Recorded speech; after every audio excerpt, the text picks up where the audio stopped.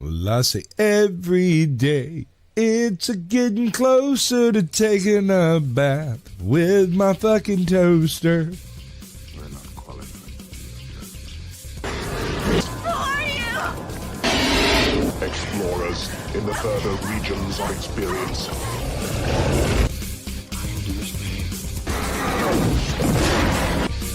Did you not listen? Then the hell with you.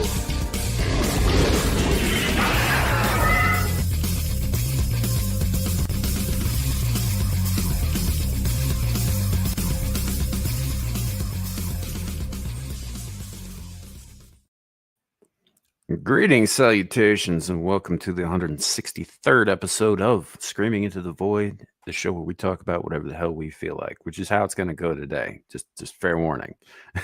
My name's Samuel the Infamous. Joining me today, we've got Abe. How you doing? Yo, what's going on? We also have with us last minute joining Caucasian Sasquatch, and it was not last minute on his. That wasn't his fault. There was a mix up with links and. Anyway, we got it worked out. That's why we're If late. you don't tell them, they don't know. I know, but I got this thing about like being relatively honest about the goings on with the show. So There's your problem. yeah, I know, right? It's like, Yeah, be we're not more late. opaque. You bitches are early. So anyway, Blame Abe. What the fuck? sure, we could do that. It's like I mean, he was here, ready to go, so I can't really blame him. But anyway, it was a whole thing. It happens sometimes. Tits to you, Ardent. Right. So yeah, we're here. We're live. We're currently live on Caucasian Sasquatch's YouTube channel, on my YouTube channel, Samuel the Infamous, on Twix, on Rumble. If you are in any of those places, drop a comment. Let us know you're here, etc. at all. And we'll say hello to the chat, and then we'll just kind of get into whatever. Because like I was telling these guys backstage, I spent most of this afternoon listening to Windrose and not preparing a show. So it is what it is, man. I fucking love that song, Diggy Diggy Hole, though. It's like the greatest thing ever. First up, we got JB. Welcome in, buddy. Good to see you. Oh, Scotty Waddles. Howdy. Ardent Party. Hello. Yep, technical difficulties were definitely a thing that happened. Right, scrolling down. Actually, it kind of looks like that. Oh, there's old Blindy. Welcome in. All that, and yeah, we'll go ahead and we'll blame Abe for all this stuff, all the things. Just because, I mean, it's not like he actually had anything to do with it, but we got to blame somebody, right? And you're right here. Hi, Brandon Mitchell. Welcome in. So, anyhow. fucking hell, Ardent Party's on one tonight. Right. You know, it's funny because I do actually have a few things I can bring up, but because I start collating shit on Mondays. Right. Yeah. I just, there wasn't like a bunch that would have made like a coherent, show and all that stuff. And I have a few things that I saved, and I'm not really sure why I saved them. I got this little video that I can't bring up on YouTube. And I'm not sure why I even saved that, aside from the obvious reasons. But basically, it's a bunch of women in sheets that make them look like ghosts, but the eye holes are cut out where their tits are, and they've got like googly eye pasties, and they're just kind of I've seen that. Yeah. It's the floppy girls. I like the floppy girls. Yeah. So I mean, and it's cool and all, but I can't show that on fucking YouTube. You know what's funny though is those shorts are all over the shorts page, but you can't show it on YouTube. Right. Well, I mean, I can't. I can't show it on YouTube. So that's what I'm getting at. Well, Hi, Mom. Yes. Oh man, it's anyway. I just the video is really fucking funny. There's even one where they got holes cut out for the ass cheeks, and there's like eye pasty stuck to the ass. And the best part is I'm pretty sure that somebody's got one of those like fucking flashing light butt plugs in, because there's something under that sheet right between them. Yep, it definitely is. I hate you more now. Thank you. I mean, dude, I'll link it to you, but we can't bring it up. Stop it. Get some help. I'll find it. They'll sit.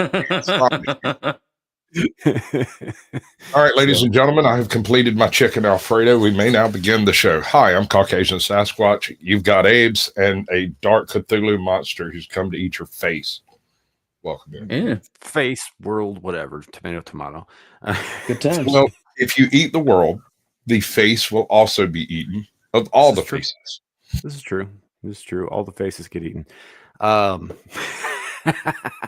So, I got stuff like that. I found, I found this old video of this chick who looks like a dude, looks like a big old, burly bulldog. She actually looks like this dude I knew in high school, quite a bit, and she goes, I think we've shown it on the channel before though, which is the only reason I'm not bringing it like right up, but she goes on about talking about how you deal with gender with children. Cause some little girl was just like, I don't know if you're a girl or a boy. She's like, well, I'm a girl. I just really like women's clothes.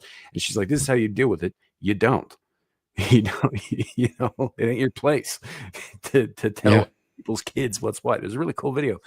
But I'm reasonably certain we've shown it on the channel again. It's like the stuff I've been compiling. The best thing that I have right now is a post that the United Nations put out 18 hours ago, talking about misinformation and the consequences of sharing misinformation during Global Media and Information Literacy Week, which I didn't even know was a fucking thing. No, what the fuck? Yeah. I suspect it might not have been until that guy came up with it to have this thing happen. Right. And it's the fucking UN, which is even funnier because if you look, I can actually bring this one up. If you look, the very first thing before you share, think, who made it? I'm like, you guys are completely unself-aware, aren't you? Yeah. Hold on, man. Global Media and Information Literacy. Yeah, apparently it's a whole week of that. Never So heard of it basically, they're teaching us how to be propagandized properly. Yeah, something like that. Okay, Something great. like that. Let's learn. Right? It's so fucking weird. And the thing that's funny to me is the very first thing is who made it? What is the source? Where did it come from? All three of those things, by the way, could be collated into a single question. Why are you sharing this? When was it published? And I was like, well, this was published yesterday by a group that is known throughout the world as a useless body beyond propagandizing people. Yep. Like this right here, this is propaganda, this post. Right. And if you can't read the smaller stuff, it says it's Global Media and Information Literacy Week. What we share online can have consequences in the real world, and misinformation can result in people being left uninformed and at risk. Pause to verify facts by asking basic questions before sharing content online. And then, of course, they've got the fucking bright yellow warning label. It's so dumb. It's so dumb, man. But like I'm gonna take my cues from these assholes? Really? Bro. Yeah, it's a bit rich, isn't it? Yeah. Oh God, dude. It's like, hey, we want to create a propaganda wing and we're gonna call it the control of human mind. Wait, that's too on the nose. Instead, let's call it Media Week Literacy. Mm-hmm. At least the Nazis were honest enough to call their ministry the Ministry of Propaganda. Right? You got to respect everybody. Yeah. So, I don't know, man. I don't know. It was one of those things like I couldn't believe this shit. And the only reason I follow these assholes is for posts like this, or when like the head of the UN, Guterres, Antonio Guterres, goes on and on about like, I strongly condemn this or I strongly support that. And I'm like, you strongly worded a fucking tweet, dude. That's all you did. Right. Oh my God, I hate these people. I hate them all equally. Right. It's not an ism. It's not like I have some sort of race-based hate or anything. It's entirely ideologically based. So, all of you tism and tists out there, y'all get off my ass. It doesn't apply. Yeah. Gluteers. Yeah, he is too. Mhm. He's kind of fat too. So I mean, it works on a couple of different levels. But Yeah. you know, but like I follow these guys because they post stupid shit. Like there's and they've got dozens of fucking accounts all for like each little, you know, committee that they have. Um it's really funny when they start posting shit about human rights because it's almost always ignoring actual human rights violations. Yeah. Like, you know what's really fun to do? Is when they post stuff about, like, you know, say Gaza or Ukraine or one of the big name, you know, issues or whatever. I always like to post a little map of the Xinjiang province, China, Mhm. where they keep the Uyghurs. Where is it that current Christian phenotyping type stuff is happening? Nigeria. Yeah, that's right. That's right. Yep. So there's like a whole bevy of it won't let me save the fucking description, dude. I'm sorry. I'll stop. It's fine. We'll figure it out. We'll work it out. God damn it. I'll try to add it after. We'll see. Yeah. But yeah, no, Nigeria, like nobody's talking about that. What was it? Something like 160,000 Christians have been murdered by jihadists in dude. Nigeria. It burned down something like Yes and no. 12,000 churches. Yep. The part of it, and this is the really crappy ass part, is you've got part of it that's done based off of religious doctrines, right? Mhm. And then another part of it is like how back in the day you couldn't get along. What do they call it? Redlining. You couldn't get along if you were a certain ethnicity in a certain area or whatever, or Yeah. you were trying to buy a home in a certain area, something like that. The entire government operation has been more or less weaponized against Christians. In fact, I don't have actual proof of this, but I have heard, and this is hearsay, I know, but it seems to follow a theme. They don't have enough free travel to actually leave the country, and so they're essentially trapped there until they get them. Mm-hmm. Yeah. Yeah. And these guys, UN, they won't say a fucking word about it. They're ignoring it entirely. Right. Which, I mean, honestly, it doesn't really make that much of a difference whether they ignore it or not, because they do nothing that matters. And Shadow brought up a point a couple weeks ago, and he's absolutely right about that. If the two parties involved during a dispute, if one of them says, I don't want the fucking UN involved, by their own bylaws, they do have to get the fuck out. True. You've seen, I know you've read some Orson Scott Card stuff, right? We've had this conversation. Oh yeah. Sorry. Did you ever go back and read the prequels to Ender's Game with Mazer Rackham and his miraculous ascent to destroy the Hive Queen? No, I read Ender's Game, and then I read the branching series from that, the Ender Shadow series and the Speaker for the Dead series. Right. Okay. So in the prequels, this is before the alien invasion, before the unification, before the United Earth Fleet Defense Force, or whatever they named it.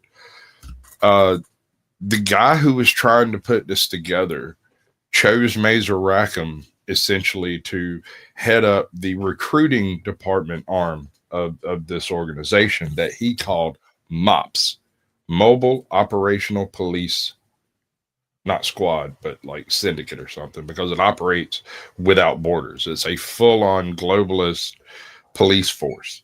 Sure. They operated in the space I think I'm quoting properly here. They operated in the spaces the UN is not welcome.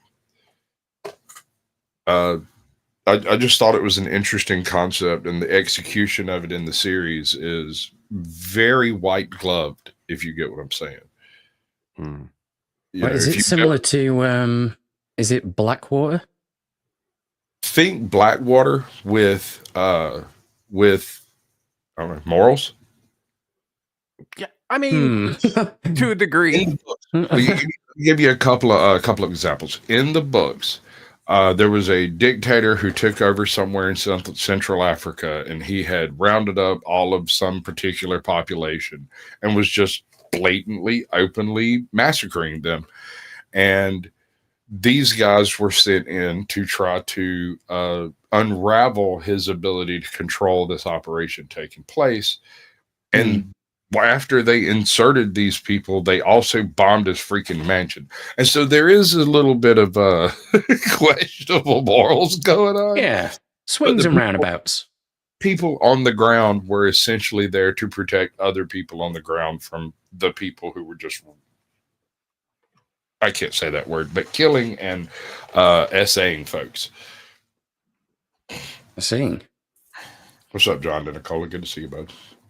and And it was a Central Africa country, and then right afterwards it was somewhere in India, and then right after that it was somewhere in freaking, and then the aliens show up, and the world looks around and goes, does anybody have the authority to take command of something like this? And the MOPS commander stepped up and was like, I think I might be the only one. And Interpol was like, hell no. And the UN was like, there's no way in hell. And they're like, no, none of you can operate inside a country without permission. We've been doing it for 30 years. So y'all talk amongst yourselves. We're going to go handle this shit. And that's how it went. Yep, and they do. It still takes them, many decades, but they do handle it kind of permanently.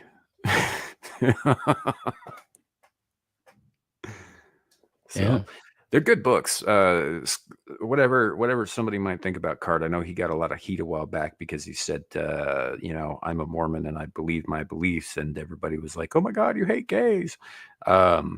Gays and blacks and people not quite white enough, and folks don't wear magic underwear. Which, most of that shit is bullshit, but it's no different than, like, say, Catholics saying, love the sinner, hate the sin, right? But he was unapologetic about it, and so he got fucking super canceled a couple of years ago, and everybody's like, oh my God, he's the worst guy ever. But man, his books are good because they fucking are. Yes, they are. Yeah. You saw this Keira Knightley thing that happened a couple of days ago, right? I saw a glimpse of it. I don't know too much about it. There's not much more than a glimpse of it because it was open and closed so fast it was over. Essentially, there's an interview going on. She's doing some voice work for the Harry Potter series. They asked about whether Hermione and J.K. Rowling, I can't remember the chick's real name,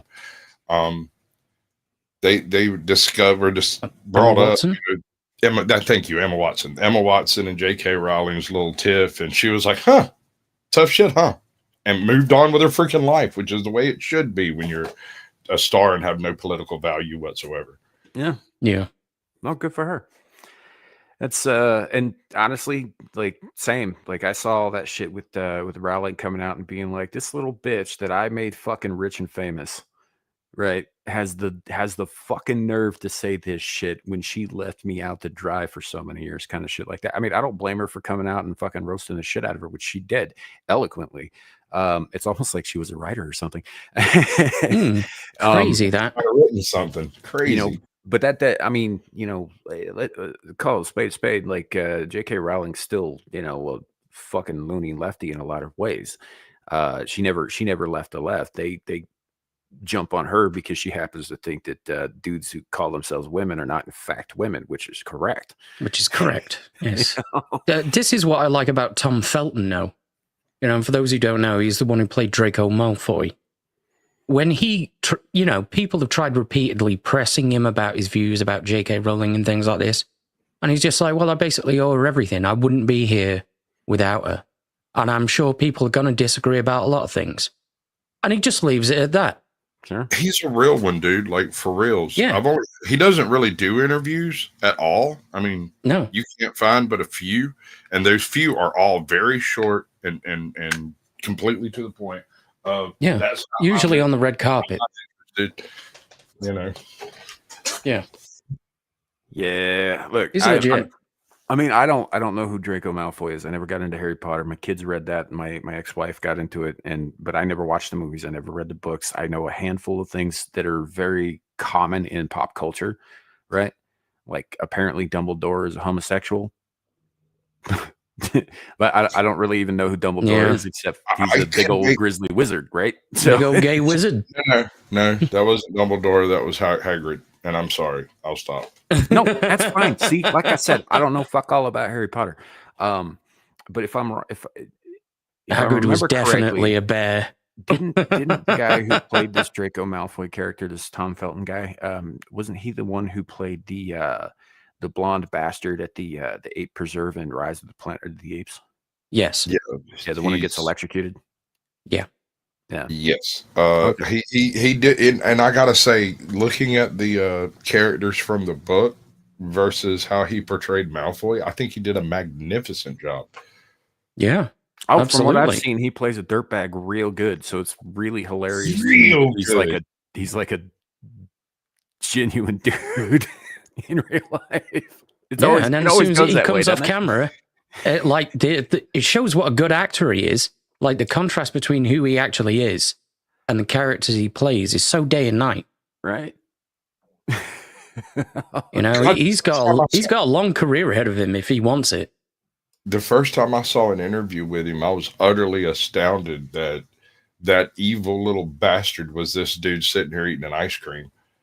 You know, he's just over there, and he's just a person. You know what I'm saying? And I know that sounds silly, Yeah. but at the same time, I just didn't see it coming. I wasn't expecting it. What's this about rectal prolapse? God damn it, Stasis. I wasn't going to tell y'all, but listen.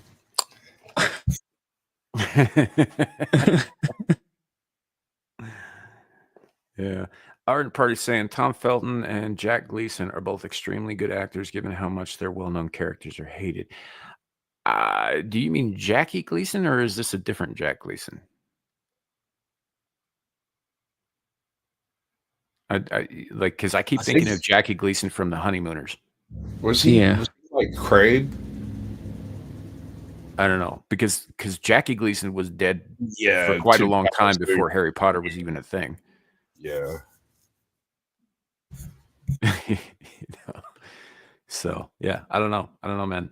If it's the same guy, Jack Gleason played Joffrey Baratheon in Game of Thrones. Didn't watch that show either. That's right. Yeah. Joffrey was the child king who's standing in the street screaming, I am king, kill them. And the dwarf walks over and just slaps the taste out of his mouth. That kid. Yeah, I have Yeah. no context for that scene. I didn't watch any of He's the Game of also, Thrones shit. I've seen an interview with him, and much like Ardent was saying, I mean, homeboy is just a homeboy. He was just hanging out, having him a pop. I think he actually retired from acting, didn't he? I doubt he'll ever have to do acting again unless he wants Probably not. to. Well, plus, if he really wanted to, he could just do the circuit convention for the rest of his life. But that's what he's doing. Yeah. But it's at his decision and not other. He doesn't. He doesn't really. He has an agent, but it's basically just to jerk off on him every chance he gets. He just has. I'm gonna say something here that not a lot of people are gonna agree with. I said it on Twitter a couple of days ago too. If you like the show, first of all, if you like the show, I am in no way shitting on you and your liking of the show. Like whatever the fuck you want, don't listen to me about it. But in my personal opinion, Game of Thrones and the book series that it's based on is to Lord of the Rings what 50 Shades of Grey is to Twilight. Bad fan fiction.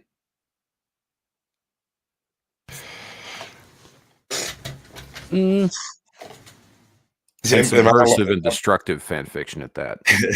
Am I allowed to speak out against this idea? Because You absolutely can, man. Like I said, not everybody's going to like what I have to say about it, but I just, right. no. I want to say yeah, but no. Dude took But Tolkien no. shit. Oh, no, hear me out. Dude took Maybe the Tolkien movies. shit, right? And he turned it on his head and fucking perverted it, right? And then didn't even have the gall to finish it when Tolkien himself wrote up until the day he died. And I hear you. He's not dead yet. We will have that fight the day after he dies. And Hope springs eternal, huh? Mhm. I mean, never mind that he's unloaded every closet and locker he's ever owned in his life with every piece of drivel that he's ever written as an addendum to Game of Thrones, which is so stupid. I want a Shire red wedding. Isn't that what happened to all the black dwarfs in Rings of Power? Yeah, logically. Yeah. So it's like they couldn't even grow proper beards. It was a whole racism thing. So, Yeah. So I gotta get my teeth into this somewhere. So okay, yes, Tolkien-esque. I will go Tolkien-esque, but the existence of magic in Game of Thrones is so extremely rare and unrepresented as to be almost myth. In the books, the only evidence of magic you ever get is somebody saying some shit is going to happen, and then it happens. But it's always through some weird confluence of errant things taking place. It's not like a spell. The only direct spells you ever actually see happen is when that one Templar knight dies and he gets brought back, and then they kill him again. And about 20 minutes later, he stands up, pulls the dagger out, throws it on the ground. And it's like, I'm going to have to patch that up. My armor's starting to look rough. He walks off. I don't have an explanation for that at all. I'm not saying that magic doesn't exist, but it is exceedingly rare.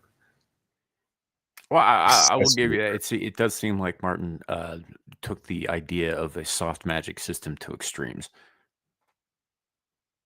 I mean, on the other hand, you also have like the weirwood trees, which are, at least according to some of the supplemental material, the wellspring from which magic actually springs. And so if you're in an area without a weirwood tree within a certain distance, magic just don't. Okay, this is a good one. Ardent Party says, The Hobbit Domore. Where the fuck is that? That, okay, touche. That is good. I like that. Yeah. People forget sometimes that that Stalin was one of the river folk. Yeah. I mean, I don't like agreeing with you, but So look, like if we're supposed to take Rings of Power as canon, which it's whatever, that means that something happened to all the dark-skinned little people that were depicted in that between the time that aired and Lord of the Rings, because they don't exist in Lord of the Rings. They all just disappeared like yeah. magic. And there's more layers to that racism. I actually had a conversation. I think the Baggins' ancestral home is built atop their bones, personally. Yeah, Hobbit coast. Fucking hell. Homicide. So me and Captain Curmudgeon went over this one night after the show for no good reason. It was just, how racist can you get in a single effort? And when your source material occurs after your origin material, and your origin material completely contradicts your source material, that makes for a bad situation.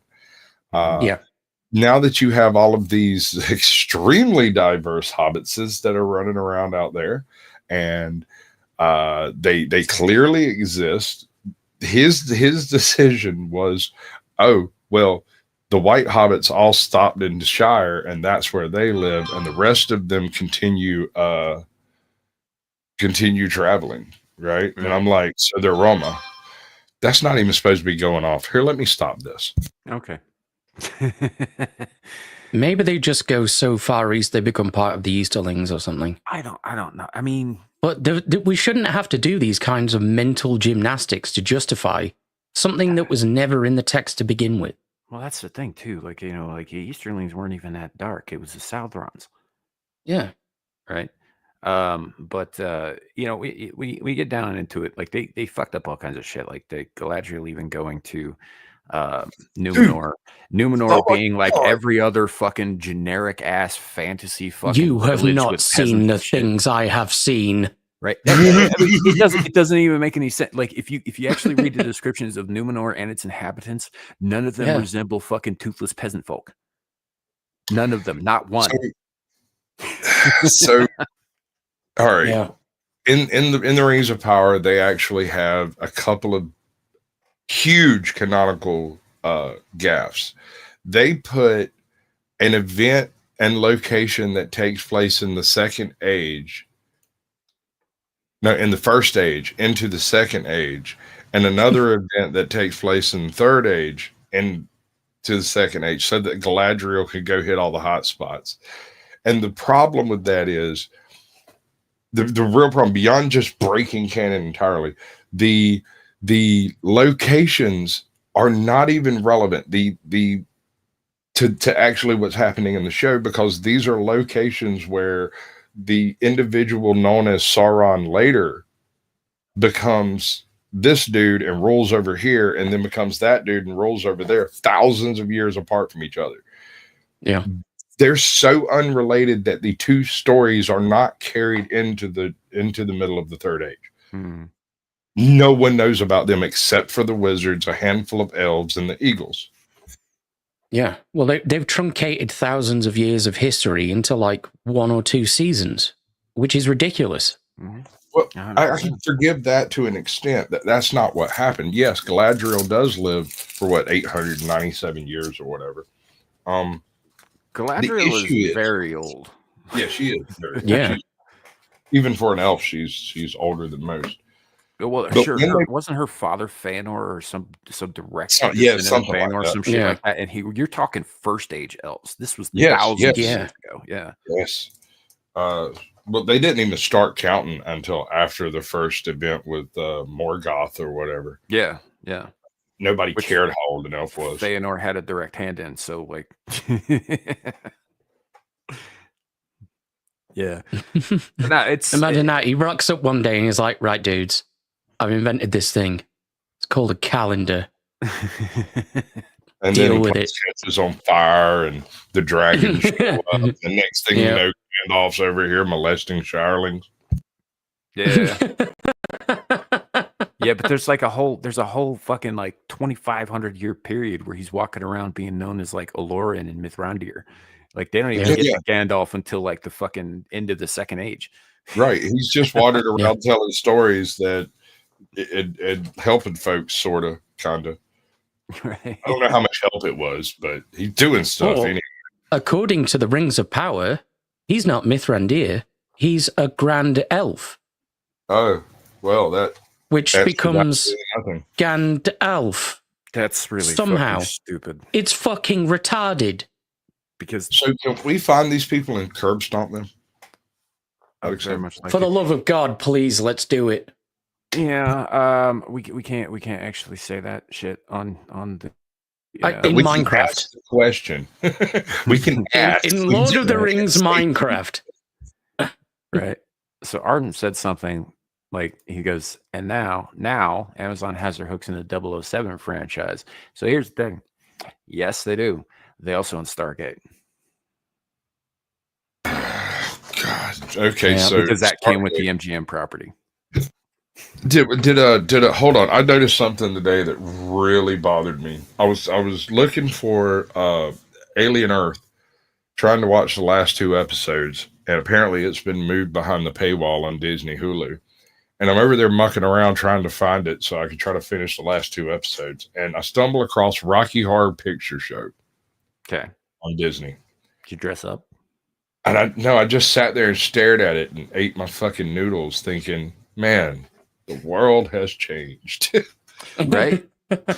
Like, I mean, there was a time when you could turn on Disney Channel and be relatively assured you weren't going to be subjected to a rock and roll musical about a transvestite cannibal. Yeah. Yeah. The I remember time those days. changed. You know, I mean, let's not forget that the actor known as Meatloaf was a meal in that movie. Right? Yeah. This made me wonder. Pepperidge Farm remembers. Well, is it the movie? Is that the name of it? The worst movie ever made by that random Russian guy who shows up, films it. God, I can't ever fucking remember the name of it. All right, tell me the name of the worst movie ever made. The Room. The Room. Was it Tommy? What's his? Tommy what's his Wiseau. name? Tommy Wiseau. Yes. Yeah. That. Right. That was God. That movie gave me cancer. I'm better now. but Yeah, same it here. did involve having to watch a couple of good movies from the 80s. Yeah. Thank you, Artie. That's great. But I'm wondering if Disney has it yet. I don't know.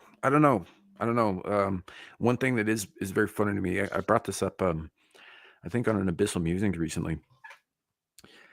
But did y'all know that Pinhead from the Hellraiser franchise has been a Disney princess on 3 separate occasions? What? I'm aroused. Currently. Yep. I'm aroused. Back in the 90s, Yeah. right? Around the time that Bloodline came out. The property was bought up by Dimension, which was owned at the time by the Weinstein Company, which was at the time a subsidiary of, you guessed it, Disney. Really? That was the first time. The second time, because they ended up shifting like the fucking ownership of a bunch of shit, Dimension comes once again under the heading of the Disney Company in the around 2004, 2005, where they made 2 or 3 different Hellraiser movies to hold on to the license. So that was the second time. The third time was after Clive Barker got the rights back here a few years ago, right? And he decided he was going to go and reboot the whole thing. Who did he sell exclusivity rights to? Hulu, which is owned by Disney. Well, Kylo Ren was previously my favorite Disney princess, but he's just been topped. I was always kind of partial to Qui-Gon. Yeah. I mean, for the minute he was on screen, sure. I mean, limited amount of airtime, huge punch. I mean, you know, you got to give him credit. And the way he was wearing that dress, it was amazing. Oh, wait. I mean, in all fairness, since the Disney acquisition of Star Wars, pretty much all of the new male characters are princesses now. They're all pretty little princesses. Imagine that. Yeah. Yeah. When you wish upon a star. It's a very strange thing, though, isn't it? It's like the amount of shit that Disney holds ownership over at this point in time, and the amount of money that they're fucking losing because either A, they hire the wrong goddamn people to make the properties, and then the properties tank, right? Or B, they lock them in the fucking vault. Yeah. And nobody gets them. Right? Like they have horrendous. It's we were talking about this a little bit last night. The fact of the matter is Disney does not make money from entertainment, from its entertainment sector. It does not make that much money from. It makes a little bit, but not as much from its theme parks either. Where it makes its money is buying and selling real estate, which is what funds everything else. So they can put out as much. Like people keep talking about, why hasn't Disney folded yet? You know, because they keep losing all this money. It's like because they can afford to throw it away at it because that's not their revenue stream. Not only is it not their revenue stream, it's actually their propaganda arm. So yeah, propaganda is never meant to actually profit. I mean, I think they probably will fold sooner or later because after the Reedy Creek shit a couple of years ago, they took a huge hit on real estate revenue. But they haven't quite succumbed to that yet. They've still got some reserves, which is why they keep pumping out shit, why they keep fucking acquiring properties that they either don't intend to use or they intend to let the wrong fucking people fuck with. Like, I haven't watched it because I don't really see the need for it in the first place, just from where it takes place in the timeline. But like Alien Earth apparently goes completely to shit after like the first 2 episodes. Yeah, I watched it. Okay, so can I jump into that? Because I've been kind of thinking on it a bit. It's been kind of stuck in my head. And it is not really anything plot-based, except it kind of is. So the premise of the movie is spaceship with an alien on it crashes in the Earth. First of all, huge error of planning. But beyond that, we'll skip that. We'll pretend like the entire galaxy didn't just have the most major fuck up in history, and we'll move on. So they've got this junior Steve Jobs, what's his name? The Zuckerberg type, who's 17-year-old MIT graduate, 700 degrees to his name, and is inventing new AI out of his butthole on a daily basis. He comes up somehow. I don't know, man. But he comes up with mechanical bodies and brains that are supposedly capable of holding a human will.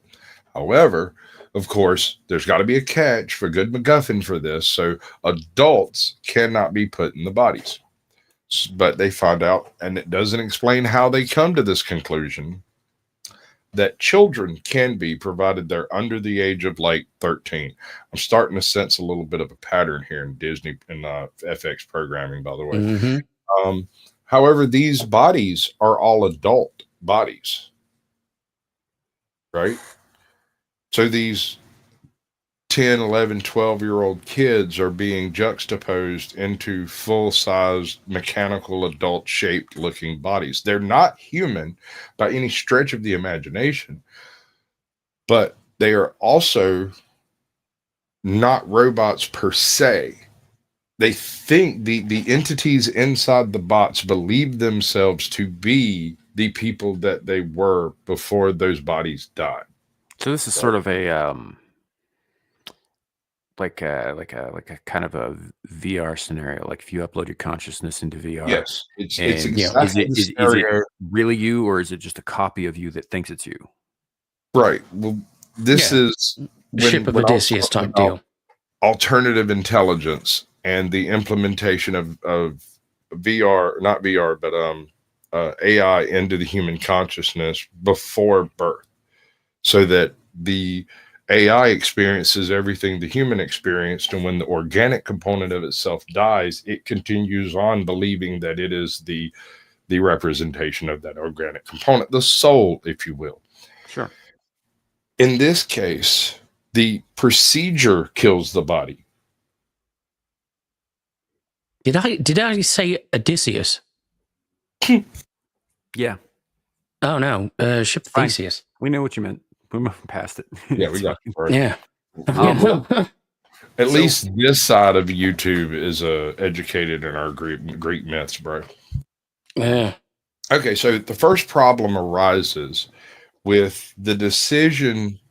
The ship crashes, all kinds of hell breaks loose, and of course, anyone who can should help. Right? It's a disaster. We're talking about a full-on nationwide help response. You remember September 11th and what happened there, and you had people out there, literally 800 people moving 3-ton chunks of rubble off of the piles to see if there's somebody under it. Yeah. None of that happens. Everybody just running around, pulling their hair out, screaming, except for a handful of people who give orders. And the second they give orders, the people who are running around screaming, pulling their hair out, just immediately stop being crazy and start doing what they were told really badly. Then the rescue, quote unquote, rescue mission starts up, and there is a little bit of a contrivance here in that apparently this super genius kid over here knows what's on that ship. And so he sends these robotic children to go, quote unquote, help with the rescue and retrieve certain cargo. Right. He's also got full synthetic people that are working for him and stuff. You know, the aliens, robots that are androids. They call them androids. Mm-hmm. And ostensibly, I suppose this is supposed to be the birth of that whole android line, except for the fact that he already has working for him a fully functional android who appears to be reaching the ending of his usefulness as Timothy Olyphant.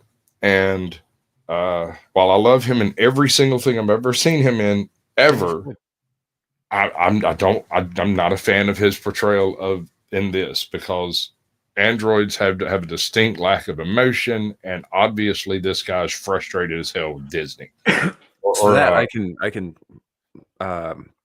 probably shed a little light on that. There in the lore, and the DFDS is saying that Alien Earth is not directly canonical. I mean, that's not what I'd heard, but even if that's true, it doesn't really matter, because the perception from your average normie, who are the people most likely to watch this shit, is that it is going to be. So damage done, right? But but that in the canonical universe, they do talk about it, especially when you get into like some of the later movies, like Alien Resurrection, when they introduce Cal. Cal is one of the, I think, second generation androids, right? And they talk about how the reason that they kept having new generations of these things was because the original generations were too emotionally unstable because they were made too similar to humans. Right. So, Okay, so they send these children in to do this really dangerous work, ostensibly because they're robots and shouldn't be harmed by anything in there. And then the next 2 episodes are aliens running around killing absolutely everybody on the block, except for these kids who never actually get a direct sight on them unless they're with a human that immediately runs away. And so the alien chases them. It's contrivance after contrivance after contrivance. It's all plot manipulation and MacGuffin chasing. And there's it's really flashy scene, a little bit of dialogue, really flashy scene, and no one cares what the dialogue is. And I can't get out from under that. Yeah. Thank you, Tootie Bug, for the $10. I appreciate it, love. That's Evie, magnificent. like I said, I haven't seen it. I have no intention of watching it. Yeah, same really. You know, that's one of the nice things about what we do here on my channel is I am not beholden to garbage television like some of my friends who run entertainment-based channels. So I don't have to watch shit I don't want to watch. Sasquatch, on the other hand, likes to punish himself, whether it's necessary or not. So I enjoyed The Room. Yeah. Yeah, I believe that. That's the most convincing statement I've ever heard. I can't get on people about liking shitty stuff. I like plenty of shitty stuff. The objectively shitty stuff. Jesus Christ Vampire Hunter is objectively one of the worst movies ever fucking filmed. Right? It may not be as bad as The Room, but it's pretty goddamn bad, and I love it because it's got kung fu. It's got this Mexican wrestler named El Santo who is also a superhero. It's got fucking skateboarding. It's a musical. There's this whole clown car scene with a bunch of atheists try to jump Christ. Of course. Yeah, well, makes perfect sense. Has like nothing to do with the rest of the plot, which was about vampires taking over the earth, and before he can proceed with the second coming, he's got to get rid of them, right? But they figured out how to become daywalkers by wearing the skin of lesbians. It's a whole thing. Anyway, the movie sucks, but it's so much fun. Velocipaster. I love that one too. Yep. It's one of Sam's favorites. I mean, yes, I'd Jesus be Christ lying. Vampire Hunter. Yes, definitely go watch that. I'd be lying to say that I haven't been flipping through at 2:00 in the morning and come across Velocipaster. It sat there and finished smoking my joint and doing my nighttime things for 2 hours it takes for that movie to play. Yeah, I fucking. See, another one that got me. I didn't expect. I was I had a phone call from somebody who was like, "Hey, I need you to come over here and give me a hand, but don't be in a huge rush. You've got a little while." And I was like, "All right, call me when you need me." And I got dressed, put my shit together, and come walking through. And High Plains Drifter had just started, and I stopped and stared at the TV for a minute. And I don't think I've ever been captured by that movie before, but it got me that time. And I sat there and watched that entire freaking movie. Same thing happened with Conan the Barbarian a couple of days later. Nice. Nice. She says, I have a certain collection of movies that I call my night movies. I know by heart, and I use them to sleep because I can watch them with my eyes closed. Sure, I get that. Yeah, the original Fellowship movie, when that Elven bitch when Gladriel starts talking at the very beginning, for the first 5 years, I never got past that. I fell asleep in the theater. It's like that bitch was casting a sleep spell on my ass. I'm dead serious. I went to see that movie in theaters, and I was fucking pumped for it. And I walked in, sat down. I'd been working a 72-hour week, right? Walked in, sat down, heard her. Leave me alone. Yep. This is gonna sound bad, but I did the same thing in John Wick 4. That's a little different though, dude. I went in. I hadn't slept in like 2 weeks, and I was very tired. And I was like, Yeah. this movie's come out. It's just come out. I've got a ticket. I got to go see this. Right. I get in there, and I managed to watch most of the movie, but before it got to the big climactic fight between Keanu Reeves and Mark Dacascos, which I was really looking forward to because I've been a fan of Dacascos since the fucking 90s. I missed that entire. The one fucking part of the movie I wanted to see, slept right fucking through it. I wake up at the end of the movie and I'm like, what the fuck? That was then. Now he just falls asleep to the sounds of bullets and people screaming. I mean, it's like white noise to him. Yeah. That's also true. Although from what Tootie Bug's saying here about having like certain movies that you put on because you know them so well, you don't actually have to watch them. Like for me, that's a couple of Gene Wilder and Richard Pryor classics, Silver Streak and See No Evil, Hear No Evil. Yeah. I've seen both of those each about 1,000 fucking times. I know them by heart. I could dream them if I wanted to, like with no flaws. I'm kind of like that with John Candy and Steve Martin movies. Yeah. Some of those are really good too. But you know, which is really funny when I tell people that because, like, first of all, both of those films were directed by the same guy, Arthur Hiller, right? And they're both fantastic fucking comedies. But when I tell people that, they're just like, really? Those are what you like to watch? You know, those are your comfort movies, your go-to movies? So I was like, yeah, they are. It's always surprising to people because it talks so much about like off-the-wall fucking like shitty B movies or horror movies or that kind of thing. It's like, no, I watch a lot of stuff, but those are the ones that I go to when I just want to watch something that I know. So yeah, you don't have to pay attention because you already know it inside and out. It might have been John Wick 3. I don't fucking remember. That series got worse as it went along, in my opinion. So yeah. I think very much like. Do you remember the Zoo series? That's the one with all of the animals decide to turn on humanity. They turn on humanity and suddenly they're intelligent, and it all. I watched that, but I never did. All right, so.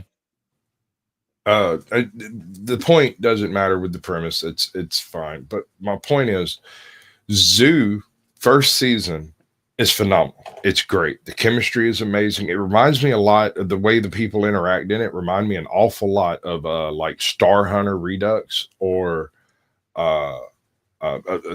Firefly.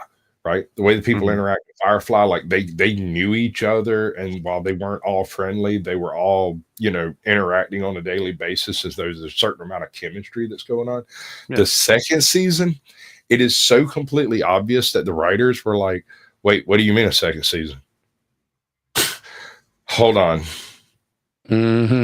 I got an idea, and this is predated AI, so there was no fallback position for something to keep the theme running, and so the best they came up with now, certain animals have magic power, and it's more like the Friday the 13th series where they're trying to go and like use SCPs.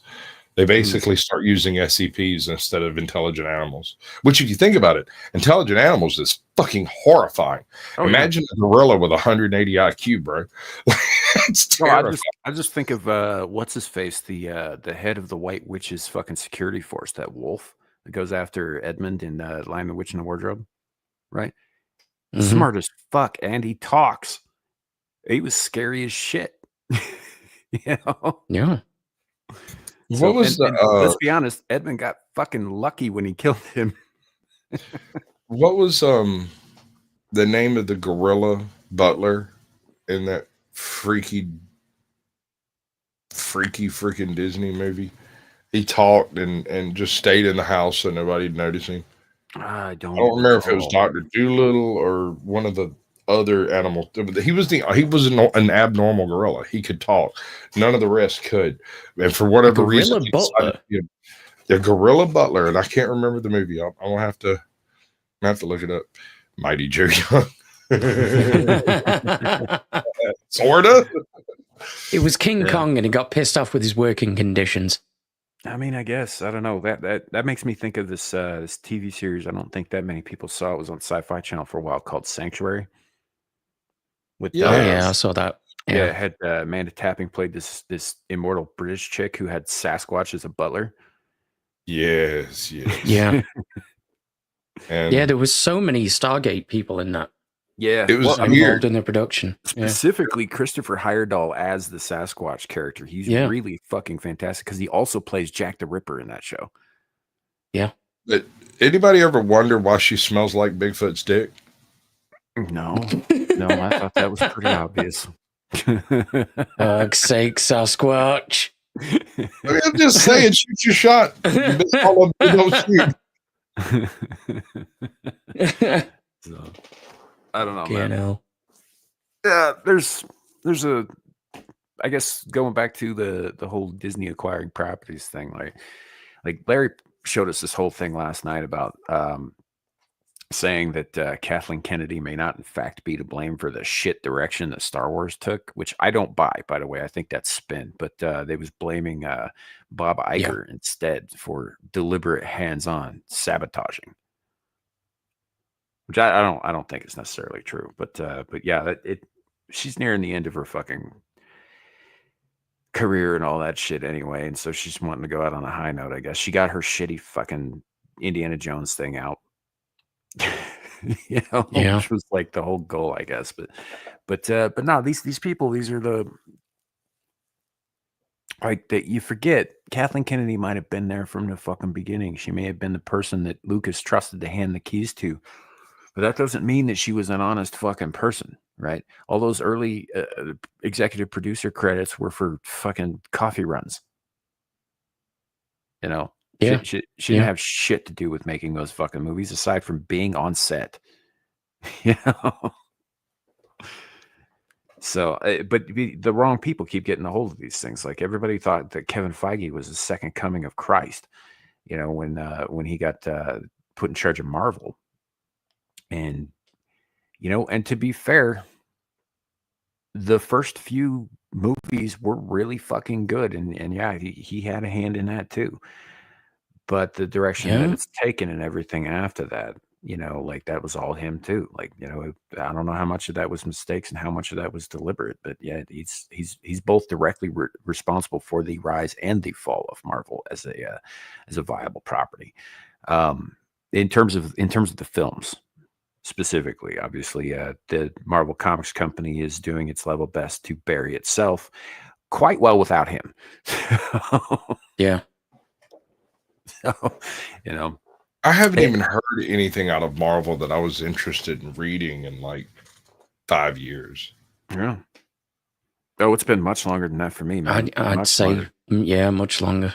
I'm just saying, previous to 5 years ago, if I heard a title about Marvel, I might consider that I might want to read it, but I never did. But in the past 5 years, even that hasn't happened. No, Yeah. Not even morbid curiosity. no, Nothing. not even a little bit. I hear stuff every once in a while because I got friends who keep tabs on all that shit, but I haven't invested in a comic that wasn't at least fucking 15 to 20 years old in probably 10 years. You know, Yeah. Good And, choice. like part of that was because I don't have the time or the money or the space to keep collecting that shit, and part of it was because I did not like what I was reading. A lot of it was garbage shit. It's pretty bad when an Elseworlds title in DC is better than the fucking mainline title, right? Like that shouldn't be like that. It should. I mean, I don't have any problem with like well-written Elseworlds, but like it should not be like that. The main character, the main title should be the main attraction. I've had a Red problem Sun was with incredible. Red Sun was one of the Red Sun was standouts. amazing, dude. Yeah. Yeah. Red Sun Loved is it. definitely one of the fucking standouts. I would also throw in the Red Rain trilogy with Batman. You know, Yeah. the fucking incredible stories. But what do we get with the mainline characters? It's, Batman marries Catwoman and then she fucking cucks him. Well, yeah, I mean, you've got to something remove like that. any possibility of breeding from the normal Yeah. population if you're going to leave room for all of the. I'll stop. Right. Or even earlier than that, when they brought in Damian Wayne because, Bruce couldn't keep his dick in his pants around Talia al Ghul. Didn't know he had this kid. The kid shows up. He's been trained to be an assassin. And he's like, I'm Robin now. No, you're fucking not. You're a little fucking murderous ninja. Right. And then what happens to him? He ends up fucking getting murdered by a faulty clone of his. They're still Yeah. going around talking like he's a thing. No, he's dead, dudes. He's dead. Or bringing fucking Jason Todd back was like the dumbest fucking thing ever. Now, I might be biased, but I did quite enjoy Superman True Brit, written by John Cleese. Yeah, It was goofy. I could see that. Yeah, It was goofy, but it was supposed to be. right. But it was still kind of fun. But I mean, and not all Whereas of this something has- like Red Sun, ironically, that Red Sun eclipsed everything. Yeah, it was a really, really fucking good book. But you go back and not all of it was even Yeah. ideologically driven. Some of it was just they were just writing bad fucking stories, right? Yeah. Like, take Spider-Man. Spider-Man's been my favorite fucking superhero since I was like 3 years old. Batman is a very close second, but Spider-Man's top tier for me. Always has been, right? And what the fuck is wrong with Marvel? They keep butchering Spider-Man Oh, over and I'm not over even and talking over about again. Abe. I'm not even talking about recently. I'm talking about maximum clonage in the late fucking 90s was the worst fucking thing they ever did, and it's all been downhill ever since. Okay, Right. yeah. But I do quite like the character of Ben Reilly. I like Kane Parker and Ben Reilly both. They're good characters. That story sucks. Yeah. Yeah. You know? And also, hashtag fuck the jackal. Yeah, that too. But it's like the worst fucking story ever. And that came on the heels of Maximum Carnage, which is arguably the greatest Spider-Man story ever written. He was definitely one of the best, yeah. It's right up there with Torment, in terms of like high quality, high concept, philosophical Spider-Man. Also, lots and lots of people get decapitated by Carnage. Yeah. Yeah. So, in Central Park. Good For times. no reason, because he happened to be there. There's this whole thing that Carnage does where he kind of, Yeah. I always liked it. Yeah. Okay, I'm gonna mute up for a minute. My dog is fixing to go nuts. My wife just got back after a week, so No worries.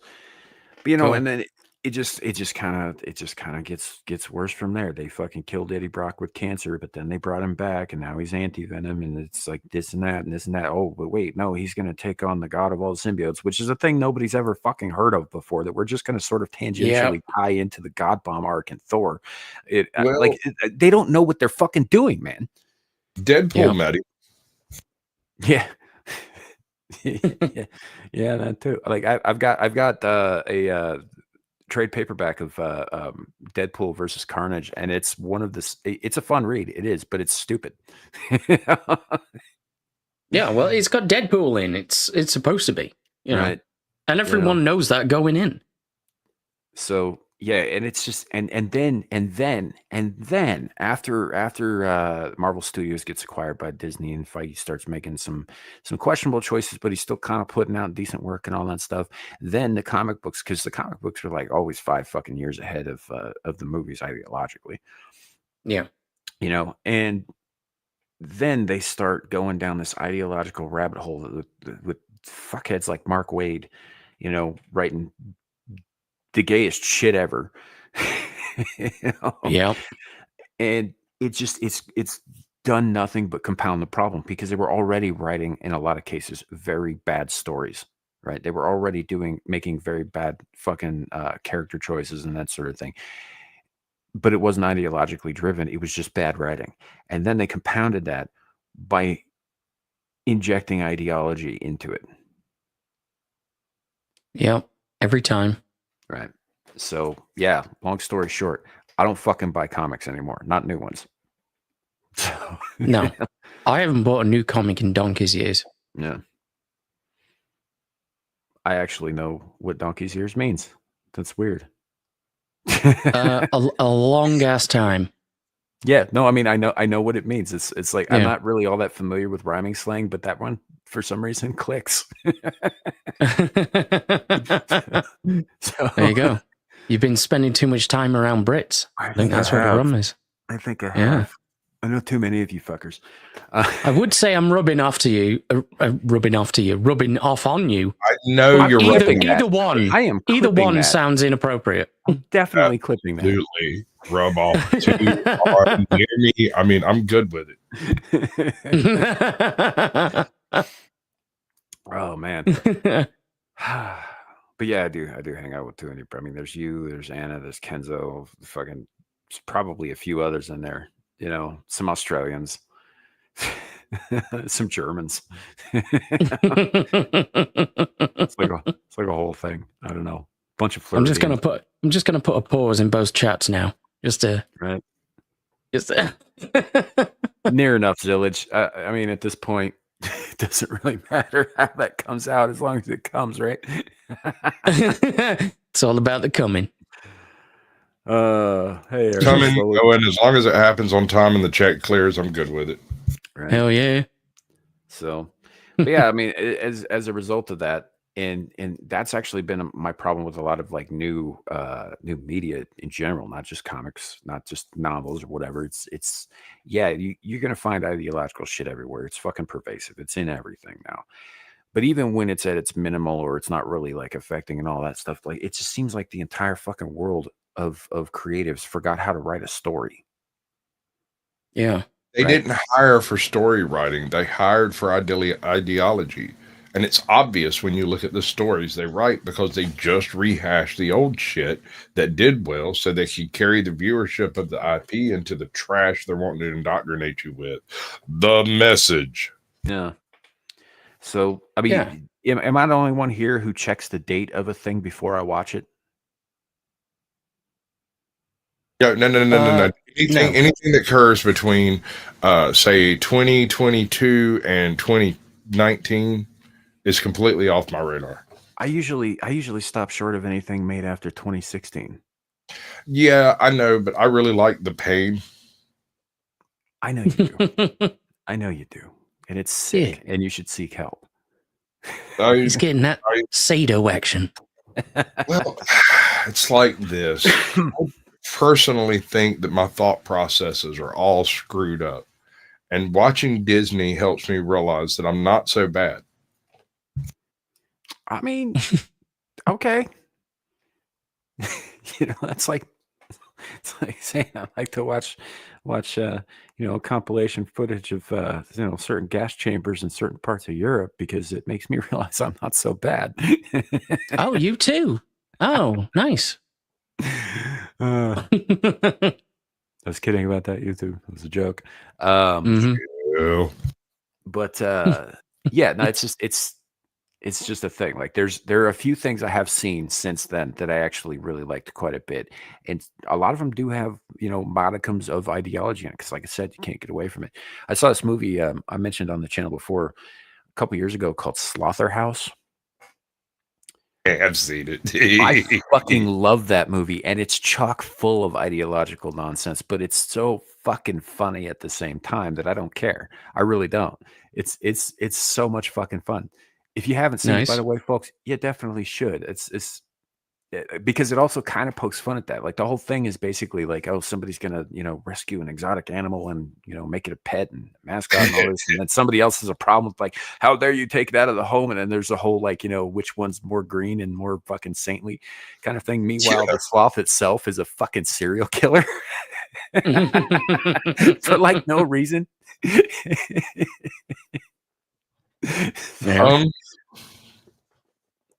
I fucking love that movie, man. So I kind of ended up watching that movie as a byproduct of like Tubi or one of those sites where you're scrolling through, and if you leave it still too long, it starts watching whatever it was on. I think it was on Hulu when I watched it, or Amazon. It might have been Hulu. I can't remember. But I had been like scrolling through, and I stopped scrolling, and I come back in, and it's some random movie, and I got my food, and I get everything together, and I sit down, and I'm fixing to change it, and Ew. Slaughterhouse opened, and I literally sat there with my hand on the remote for like 30 minutes. Like any second now, I'm like, have enough of this, and I'm gonna change it. You didn't, did you? No, I didn't. No. My wife came and asked me what I was doing. I said eating, and she said, "No, you're not," and walked away. And I looked down and said, "No, I'm not." Dude, it's hard to watch. It's hard to look away because it was just it's surprisingly engaging for a fucking movie about a sorority in this day and age. Yeah. with a puppet For PETA actually came out and praised Slaughterhouse for using fucking animatronics and a puppet rather than a living sloth. And I was like, okay, so I get that, but at the same time, how exactly are you going to get a real live sloth to suddenly learn how to drive a VW Bug? Or Yeah. slash Because that co-ed happens in the movie. as they run by. Of course it does. I mean, what sloth doesn't know how to drive a VW What? Bug? Dude, look, spoilers. Dude steals a car so he can drive to a hospital so he can smother the bitch who's in the hospital that he didn't kill all the way so she doesn't start talking. And he's a fucking 3-toed Amazonian sloth. Right? Yeah. I mean, as you would, Hey, Anna, welcome in. I love that movie. Like there's a bitch, he zips up in his sleeping bag and just rolls her off the 3rd story balcony.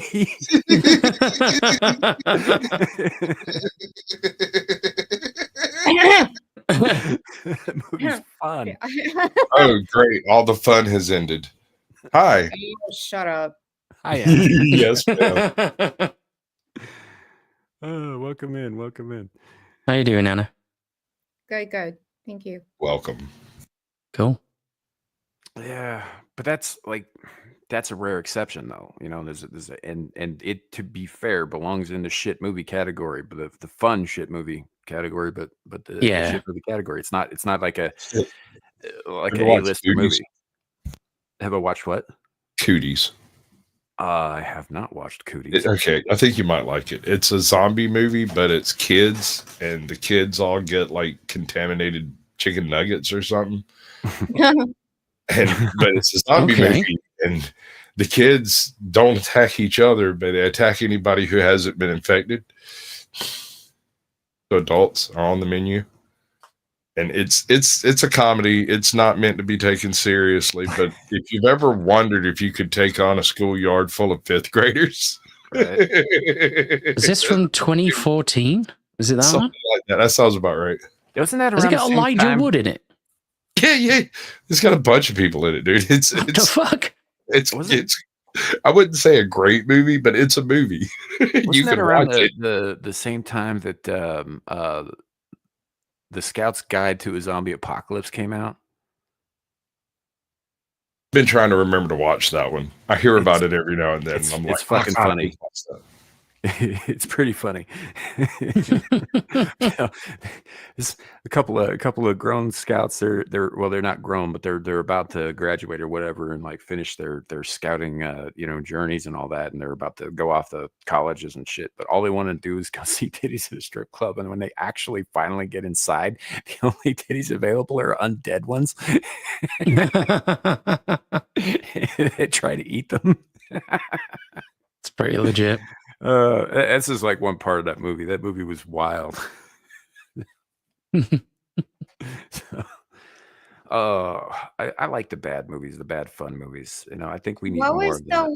I saw, I don't know whether it was Squatch or you, the bong thing.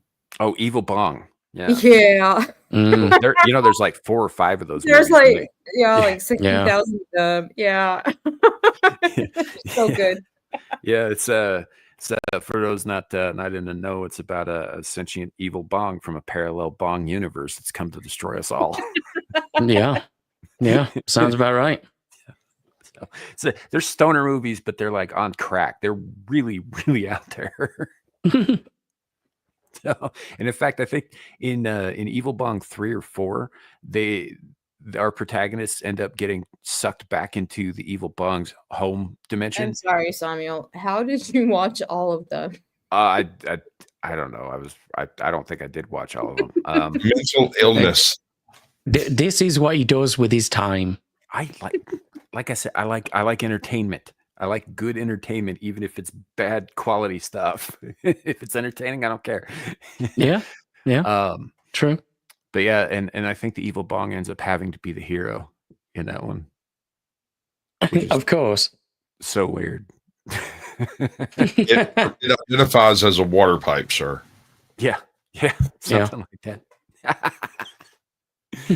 But there's so much fun shit out there. Like there's shark movies alone bad shark movies alone, do you know how many bad Oh my shark movies god! got made after Oh Sharknado? my god, Samuel! Oh my god, the one I keep talking about this one, but the one, the Lord, what's the name of it? It's such a bad film, but you have a bunch of convicts, and there's like a hurricane in Florida, and they have to stop at the jail, Oh, I and know the then one you're talking about. there's Yeah. the Crocs in the jail, and they have to like.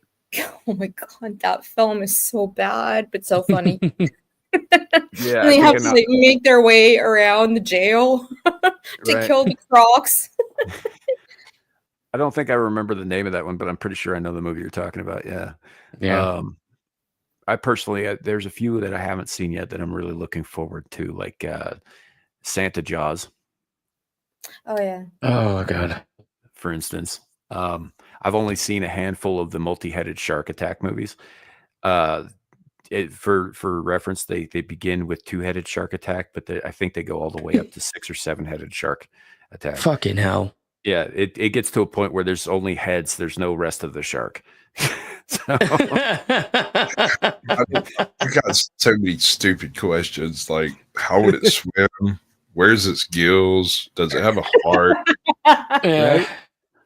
I'll see if I can find an Should I image. put I think lasers on it? It's transcended the need for any of that. Through silliness. Yeah. Asking too many questions, Squatch. Just let it happen. Let it go. That's how we got here. That is exactly the mentality that got us to this point. Allowing feminists to do the crap they do and just let it go. I think we've reached the end of that. Okay, so to answer your question, I don't think this image is going to answer your question. I don't really care. It's fucking funny though. But yeah, this is a 6-headed shark attack. Don't mix with the 6. Yeah. Yeah. Okay. It's just a bunch of shark heads on a shark tail. And they're all moving in opposite directions. Like how does it swim is a valid question, right? So, Like, have you ever seen a Rat apparently King? not. It's not. Because if you ask how does it swim, it breaks the whole movie. Would you say, Abe? Have you ever seen a Rat King? Like yes. a real Like one an or actual a- rat king, yes. Yeah. Uh-huh. Yeah. So I can only assume that through, I don't know, radiation hocus pocus, this is the shark equivalent of a Rat King. A Shark King, if you will. No, but that wouldn't work. The sharks don't have tails. Sharks have tails. What are you talking about? No, not the ones you can like get. No, what Oh, Abe yeah, is- you can't tie them together. I you can't get you tie there. them. No, Yeah, no, of course not. But we are within the realms of silliness here. So However, bear that in mind. if you had enough staples, it could work. Yeah. Staples and duct tape. Yeah. The shark centipede. Oh, I love that film. It's so good. What, human centipede? Yeah. Oh no! Oh no, Anna. It's one of my favorite films, Samuel. Oh, That's even. she's too- been ruined oh, by man. life. You know, you give her a No, look, my sister loves that movie. because it's actually really good. It asks asks Mhm. asks Mhm. the question: if all of us were in that situation, who's going to be the one in the front, and who's going to be the one receiving? I'll be the one in the front. I'm got not dibs. playing this game.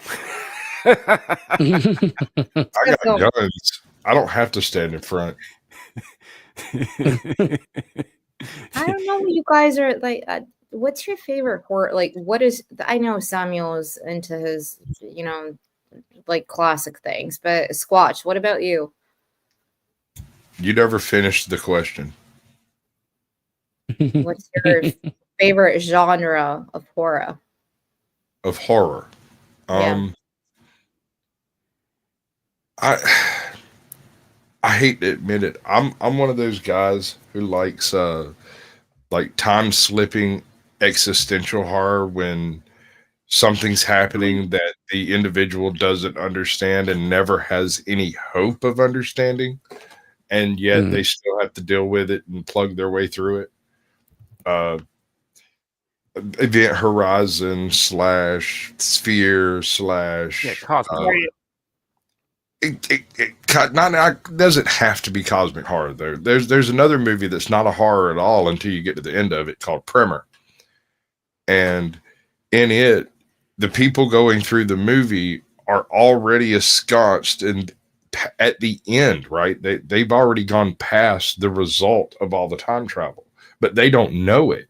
And so they're trying to deal with this mass shooting that takes place at a party and all of the guilt and how, they've got little sketchy bits of information that don't make any sense because, that guy's out of town at the moment. There's no way he could have done it. He hasn't even come back yet, and all kinds of other stuff like that. And it's not until the end of it that you realize that it is possible because they invented a time machine. And the disconnection, the cognitive dissonance built into the script when you're watching it leaves you watching it and feeling creeped out by the whole concept. And then the music, which is very simple, but at the same time, all off key, leaves you feeling like an existential crisis is taking place without you ever knowing why you feel jittery. It's a good movie. You know what? I've watched. Link me the title and whatnot. I haven't seen this. I'd like to check it out. There's a good movie. It's only a short one. It's like 20 minutes long, called Stalled. It's on Omeletto. You can watch it on YouTube. It's where a man finds himself stuck in a time loop and keeps encountering versions of himself. And he can't leave until he, concludes the paradox. It's pretty damn good. That sounds suspiciously like Glorious. Not like that. No. Glorious is great, though. It's almost glorious. I kind of like, no, but like Event Horizon. Another very indie film was Coherent. Ooh, I like that Yes. one. Yeah. That to me is like something that I would enjoy as a horror film, because it's a bunch of people who get together in a room, and a comet, the timeline changes, the simulation changes, and then everything is just so like, it messes with your mind. Like that's me. The details of why it happened are less important than what happened. Exactly. They're having a little dinner party and they're meeting up. Some people are, exes, and it's like a reunion. And then somebody breaks into the house and some crap happens, and then somebody runs away from the house because of the crap happening. And then after a little while, you find out that they are literally caught in a time loop that's not a loop, but parallel universes side by side by side. And you can walk down the street and go to a different universe where the same group of people are sitting in the same house. It's such a good film, right? Yeah. It's a total brain essay. Did you guys ever watch any Benson and Moorhead movies? No. I'm a few bars. Maybe I can fake it. Well, they did one called, I think it was called Resolution. It's about a guy who goes to a remote cabin with his friend to try and get his friend sober from drugs, but they end up getting trapped there and having to relive stuff over and over again, which ties directly into another movie that they did called The Endless, which is about a couple of brothers who escaped from a UFO death cult decades ago, and then have discovered that those guys didn't actually die, so they go back, but none of them have aged a day or changed in any way, and they've just sort of been reliving this time loop over and over again. There's some really, really clever, subtle cosmic horror, right? You don't even really get that it is cosmic horror right away. You're just like, okay, so this is kind of an interesting premise. They've done a number of movies. They did one called Spring that, other than the ending, I actually really liked. I thought the ending was a bit of a cop out, but the movie itself was about a guy who illegally immigrates to Italy and falls in love with a local girl, but she is not like other girls. She occasionally mutates wildly. Sorry, occasionally mutates wildly. It's hard to explain. You really have to watch the movie. Have any of y'all watched Annihilation? Yes. Yeah. I actually read really the like book? that movie. Have you read the book? I haven't read any. Yeah, I have. Yeah. All right. Oh, you have? Okay. So the movie next to the book is trash because most of the book is largely cerebral, Mhm. right? It all happens inside your head and all that stuff. But the movie does what a movie has to do in that situation and just shows you a bunch of really wild, whacked out stuff. That's an interesting genre of horror that I don't think was very well handled by that, but could be heinous. The book is terrifying. Yeah. So in that kind of premise, there's also a book, and they made a film out of it, where a whole bunch of people, like Norwegians, go to this isolated place in this Russian town, and basically it's literally like Annihilation. They go into the town and everything's dead. This is like a dead mining town in Kamchatka. And they go in there and it's like everything messes with their head.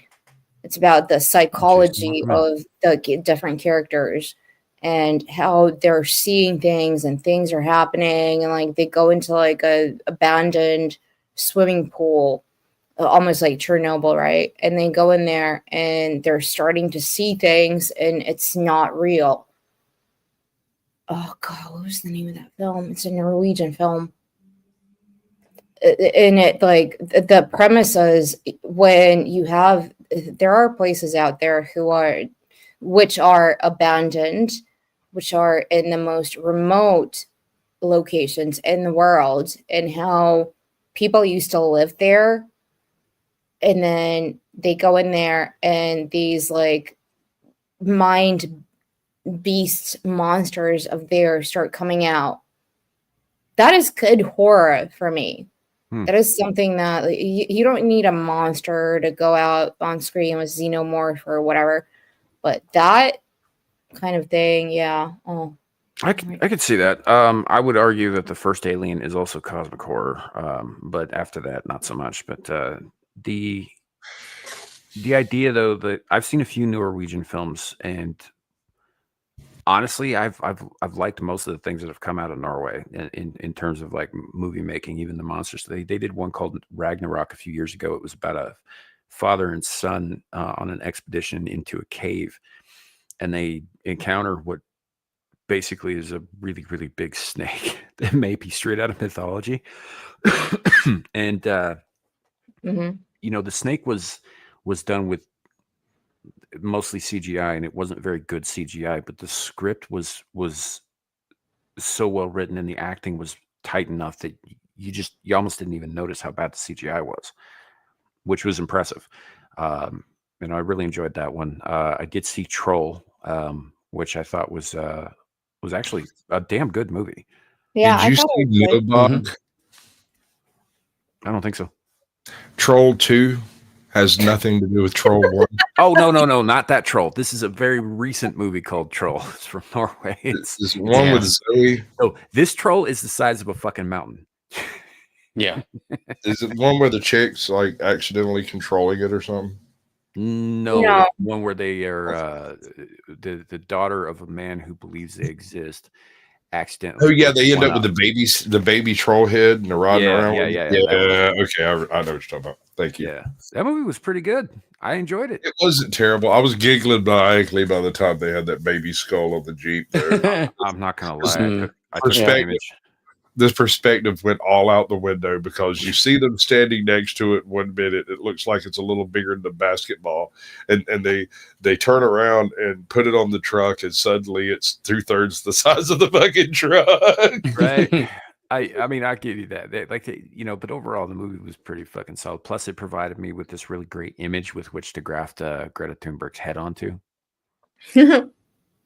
Right. And in a meme I made a couple of years ago. Greta Thunberg. You know, it was the How scene where the dare troll's you. like swiping at the fucking helicopter like it's King Kong or some shit. Yeah. So, but How Nice. dare you? Right? those movies were pretty good. I mean, they were obviously based quite a bit on local folklore, Yeah. but they were solidly written, and I think the filmed pretty well and all that. I enjoyed them. I thought some of the Yeah. stuff coming out of Scandinavia is pretty solid. Yeah, And- like we had recently the remake of Speak No Evil, Hmm, which was a Danish film. yeah. And again, a really good psychological horror where a family goes and spends time with a different family, and then shit happens, and Sure. just like but they decided to remake it in all their glory in Hollywood with what's his face, Abe, help me out. Oh yeah, Scott. what's his face? Yeah, I know him. Yeah, That guy. No, you know, he's quite a prolific dude. He was also Yeah. in that other movie. You know what I'm talking about? no, Oh, the not other different movie. style. Yeah, No, I know no, that no, one. No, he's a good actor, but like they remade the whole film, but it just didn't land the same way. It's a family that goes and meets people in a resort, and then they invite them to go to their place, and then go to their place, and then like certain things are like really weird. Something is happening here. We don't like this. We're staying in your house. We have kids here, and your kid is acting really weird. Speak No Evil. Yeah. The Danish version was so good. The Hollywood version was bad. You could say the same thing about Let the Right One In. The Hollywood Oh, version yes. is Oh my fucking God. terrible. It's got a couple of cool cinematography. Oh, I things think that I it does, know. but Let the Right One In. The fucking I think Yes. it's Yeah. Swedish. I think it's That's Swedish. a film. good one. Yeah, Yes. Yeah. Very good. the Swedish one's good. Yeah, Yeah. Which I was didn't. it I found James it by McAvoy accident. you were thinking of? Mm-hmm. Yeah, Thank you. yeah. Oh, Have any of yeah. y'all I think I seen know what you're Sisu? talking about. Yeah. I haven't seen Sisu. I've heard good things. Check it out, dude. Can't understand a word in it. I went off about a movie a while back called The Little Soldier. It's a Russian film. It's Oh yeah, exactly. yeah. Sounds like a kid becomes a soldier by accident because war. But Sisu, it has a very similar, very ultra realistic style, all the way up until you get to like the final battle, and then it goes a little CGI crazy, but it's great the way it works. How, Yeah. I don't want to discuss a Sisu sequel. There was not a World War III for him to activate. No, Yeah. but there's a new Sisu film coming out. They released the trailer a couple of days ago, but I think good lord, this is like the John Wick, the Slavic John Wick. Yeah, yeah. Best part, and I mean, it's hard to pick Finish a best John part Wick. of the film. It's all just like James Bond meets an old grizzled fuck in the Yeah, mountains. right. Crazy. Yeah. So Totally. and it all hit linchpins on if they'd have just left this bastard alone with his donkey. Yeah. That's it. He's like walking his freaking donkey home or to town, and comes across a retreating SS brigade, and they decide to fuck with him. And it's the last mistake they make. Yeah. You know, He cunts. It's like a bad Jason film. I would argue it's a horror film for Germans. they do. Right. They have been doing some pretty interesting like revenge flicks and vigilante flicks too. Like there was a Mads Mikkelsen movie that came out fucking 5 years ago, I think. It was called Riders of Justice. It's a Danish flick, I think, where this guy who's got soldier training ends up hooking up with a bunch of nerds to find people who have wronged people and shit. And I mean, it's the trailer's painted as a comedy. It's not a fucking comedy. It's very good though. They just go on this whole vigilante spree and all that shit. It's very, very personal to each of them because each of them has lost somebody. Essentially, what happens is there's a terrorist group who blows up a criminal syndicate or some shit. And anyway, they blow up a train car, and every one of these people who get together have all lost somebody in that train car. And so they go after the guys who were responsible for it, and they take one dude played by Mads Mikkelsen as he's the badass who can make all this shit happen because he was a soldier, and these other guys are all just nerds, really flabby, skinny nerds. It's like you're describing that new Leo DiCaprio Antifa film. Unending Battles or whatever it's called. Yeah, I've heard some. I don't know too much about trash that one. that. I saw the trailer and I didn't really pay that much attention to it, if I'm being honest. The trailer doesn't tell you anything. It's like this guy doing that thing, this dude doing this other thing, this chick driving a car, this guy dressed in battle gear, but not really. This other dude's dressed tactical and he's talking on a radio. Film at 11. I just think it's weird to watch a movie where DiCaprio's playing a dad to an actress he probably is dating. Yeah. It's a little creepy. It's a little nepotism amongst friends. I mean, yeah. I don't know. Maybe it's good. I don't know. I haven't watched it. The trailer was kind of like, okay, whatever, that happened. Yeah. But, oh my God. It's so, I mean, I suspect, I don't have any evidence, I haven't watched it yet. I'm probably going to watch it for the pain factor involved. But it strikes me as being what happens when an Antifa person decides to write fan fiction about victory. Yeah. That's my guess. Yeah, probably. It's probably done by the same people who were writing shit like, did you see that Civil War movie? Oh my God, yeah. All right. Hate it all you want. But there is one specific scene in that movie that if you don't watch any other part of it, you need to see this scene.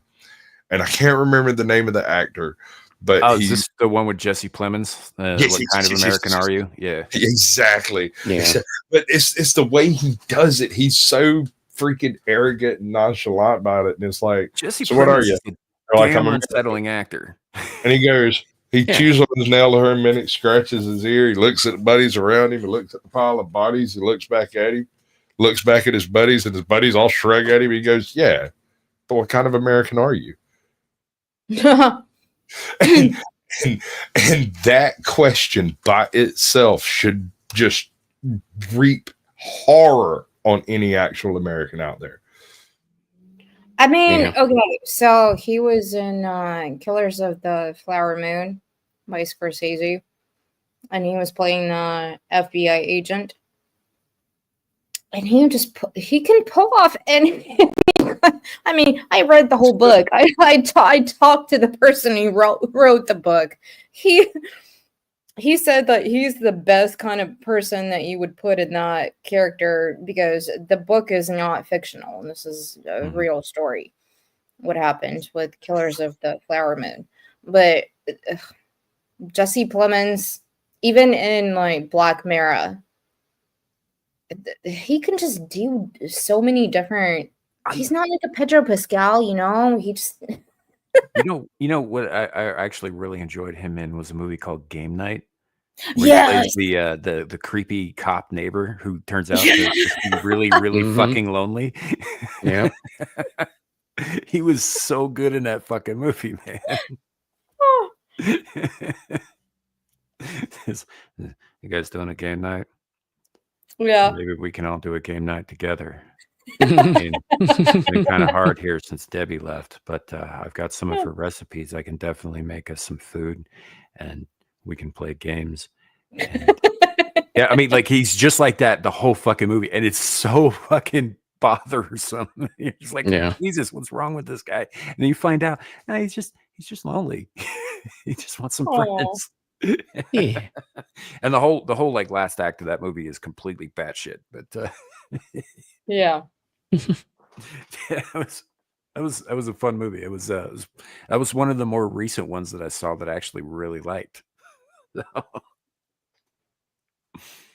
Yeah. Yeah, Jason Bateman is a little bit of a also like such a good actor, but he Mhm. opened his mouth a couple of times in the last couple of weeks.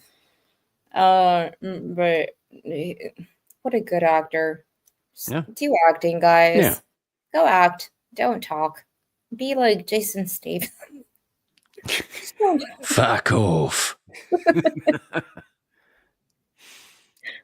Oh, that's a whole thing. That's I a miss- whole thing. I miss good entertainment, and the only place you're gonna find good entertainment now is usually in these shitty movies, this shitty independent movie sphere. You know, which is it doesn't bother me any because I've been watching shitty independent movies since I was a kid. But for a lot of people, that's a hard transition. Back when what's the name of this channel? Sundance. When Sundance first came out, bro, Mhm. I don't know. it had some of the best films ever made, and would just show them endlessly. And then they got corporatized, and it changed.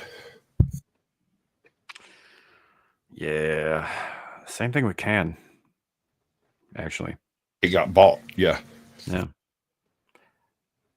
So yeah, and it just, I don't know, you know, and you think back, and a lot of people's favorite stuff that we were talking about having been kind of put into the ground with a couple of bullets in the back of its head, started out as an independent film. Star Wars was an independent film, Yep. you know. Yeah, it's just these were not movies that you know, had a ton of backing or even a lot of faith in them that they had to happen to blow up, happen to do well. You know, I mean, take one of my favorite horror movies of all time, Hellraiser, 1987, right? $1 million budget, $1 million budget, pulled in 18 times that, and nobody had faith in it but the people making it. Yeah. You know, Now it's a classic. yeah. You know, and it did. I mean, to be fair, horror movies tend to make money, right? Because because it can be made cheaper in a lot of ways. But If you're going No. cheaply No. made movies, you can't help but mention Clerks. yeah, Yeah. no, that 100%. You're 100% right about that. Yeah. Legit. Clerks was an independent movie that was filmed on a fucking shoestring budget of like burnt out Yeah. credit cards. Yeah, burnt Yeah. out credit cards and a couple of guys who owed him money. Yeah, Yeah. you know, and he made bundles on that and a career. You know, but Yeah, his entire film career was spawned that day when two people watched that movie and was like, "Hey, check this out." yeah. Actually, I think it was Sundance where that got picked up, wasn't it? Yeah. Eventually, but it was around for what, like 9 months before that, and I had come across clips of it myself before, and I didn't even have the name of the movie. I just saw a black and white movie with some dude, and it was specifically I think it was discussion about Lord of the Rings, maybe, Yeah. where he stumbles. Mhm. And I saw that and I laughed maniacally for a while, and I had that a little clip of that on my computer, and anytime somebody come over, I'd show it to them because I thought it was funny. I thought that whole Lord of the Rings discussion happens in Clerks too. It might have been Clerks too, but yeah, it's like even the it was fucking Sharks in trees the walked in Salsa those thing. movies. Sharks in the Salsa. Yeah. That one's in the first one. And yeah, Sharks in the Salsa. You Yeah. need a bigger boat. It's like man goes in the cage, cage goes in the salsa. Sharks in the salsa. Our shark. And you're gonna need a bigger boat. That was a fucking wild time. You know, like I don't know. There was sort of a cavalier, almost cowboy attitude in movie making in the 90s, though, too. Like they got away with a lot of shit, and they were able to make a bunch of things happen that wouldn't fly in other periods of time, including now. And I'm not even talking about ideologically. I'm just talking about like studios being adverse to risk taking. You know, Like Yeah. most of what Tarantino did was I think he had some backing, but a lot of it was basically just him hustling, especially at the very beginning, right? You ever seen Get Shorty? Yep. Long time ago. Yeah. Okay. So the premise of Get Shorty is that this dude needs money to make a movie. So he goes to the mob. He works out a deal where he's supposed to get some money from the mob and use it for something else and get paid for that thing that he used it for. And he'd be able to pay the mob back and make his movie. But it all goes horribly south. John Travolta shows up, is like supposed to like gack this guy or get the money back. And he realizes, wait, he's trying to make a movie. And so basically he decides to go to freaking LA to make the movie without him, which is how movies get made, apparently. Apparently. Yeah. Move on to Meth Gator. I mean, that's kind of how Vegas happened too. Oh, dude, this is part of this Panelverse drama I'm not going to get lost on, but you remember the guy I told you I thought sold me out in that movie? Yeah. He is now on the run for having embezzled something like 20 grand. Yeah. Set up an entire nonprofit, did the whole thing, filed for all this stuff, and it turns out he didn't do none of that stuff. He just pocketed every dime people gave him. Hey, cocaine ain't cheap. So it is very possible that that individual was the leak. Yeah. Yeah. That sounds about right, man. I don't know. Oh, I don't understand people who feel entitled to take what isn't theirs. I don't Yeah. like that whole scam route, the embezzling, all that shit. It's like, look, man, I understand that the idea that a lot of the places that get embezzled from are insured, right? It's not actually going to hurt them in the long run. I get that, but it's still stealing, man. Don't fucking do that shit. It's not yours. Yeah. Yeah. You know. You know what's funny about that? And this is completely off topic, but it's always struck me as odd. You have people who are trying to like define morality through Christianity or divinity, and any basic freaking heathen pagan out there can explain to you that it's wrong to steal. This guy. I'm just saying, dude. Like, Yeah. Yeah. Well, The fuck no, I is get this? I get what you're saying. I also kind of get what they're saying a little bit about how you can't even define morality without a higher power, except I sort of don't get it because lots of people have. yeah, animism exists, bro. It doesn't require that much thought. It just requires you to get your head out of the church for a second to be able to see. Yeah, but I mean, even beyond the idea, the concept of sin is a thing, right? If you look at just basics, like basic things, like don't kill, don't steal, those basic things. The reasons for those don't kill, don't steal rules is because more of us together equals higher chance of more of us surviving, and in order to make that work, we all kind of got to get along, right? And you're not really going to get along with somebody who's stealing and killing. So I'll put it this way. I'm slightly right of Genghis Khan. I say we should all do what I say. Oh, I know. But if we're not going to do that, we're going to have to work this voting thing out and make sure it's fair. I have my days, man, where I feel very much like Havelock Vetinari. One man, one vote. It's a I'm fair the man, system. so I get the vote. I mean, that moral appeal to power, though, that just goes back to Hobbes and Locke. Sure. And it's such an old, at this point, I think, pointless argument.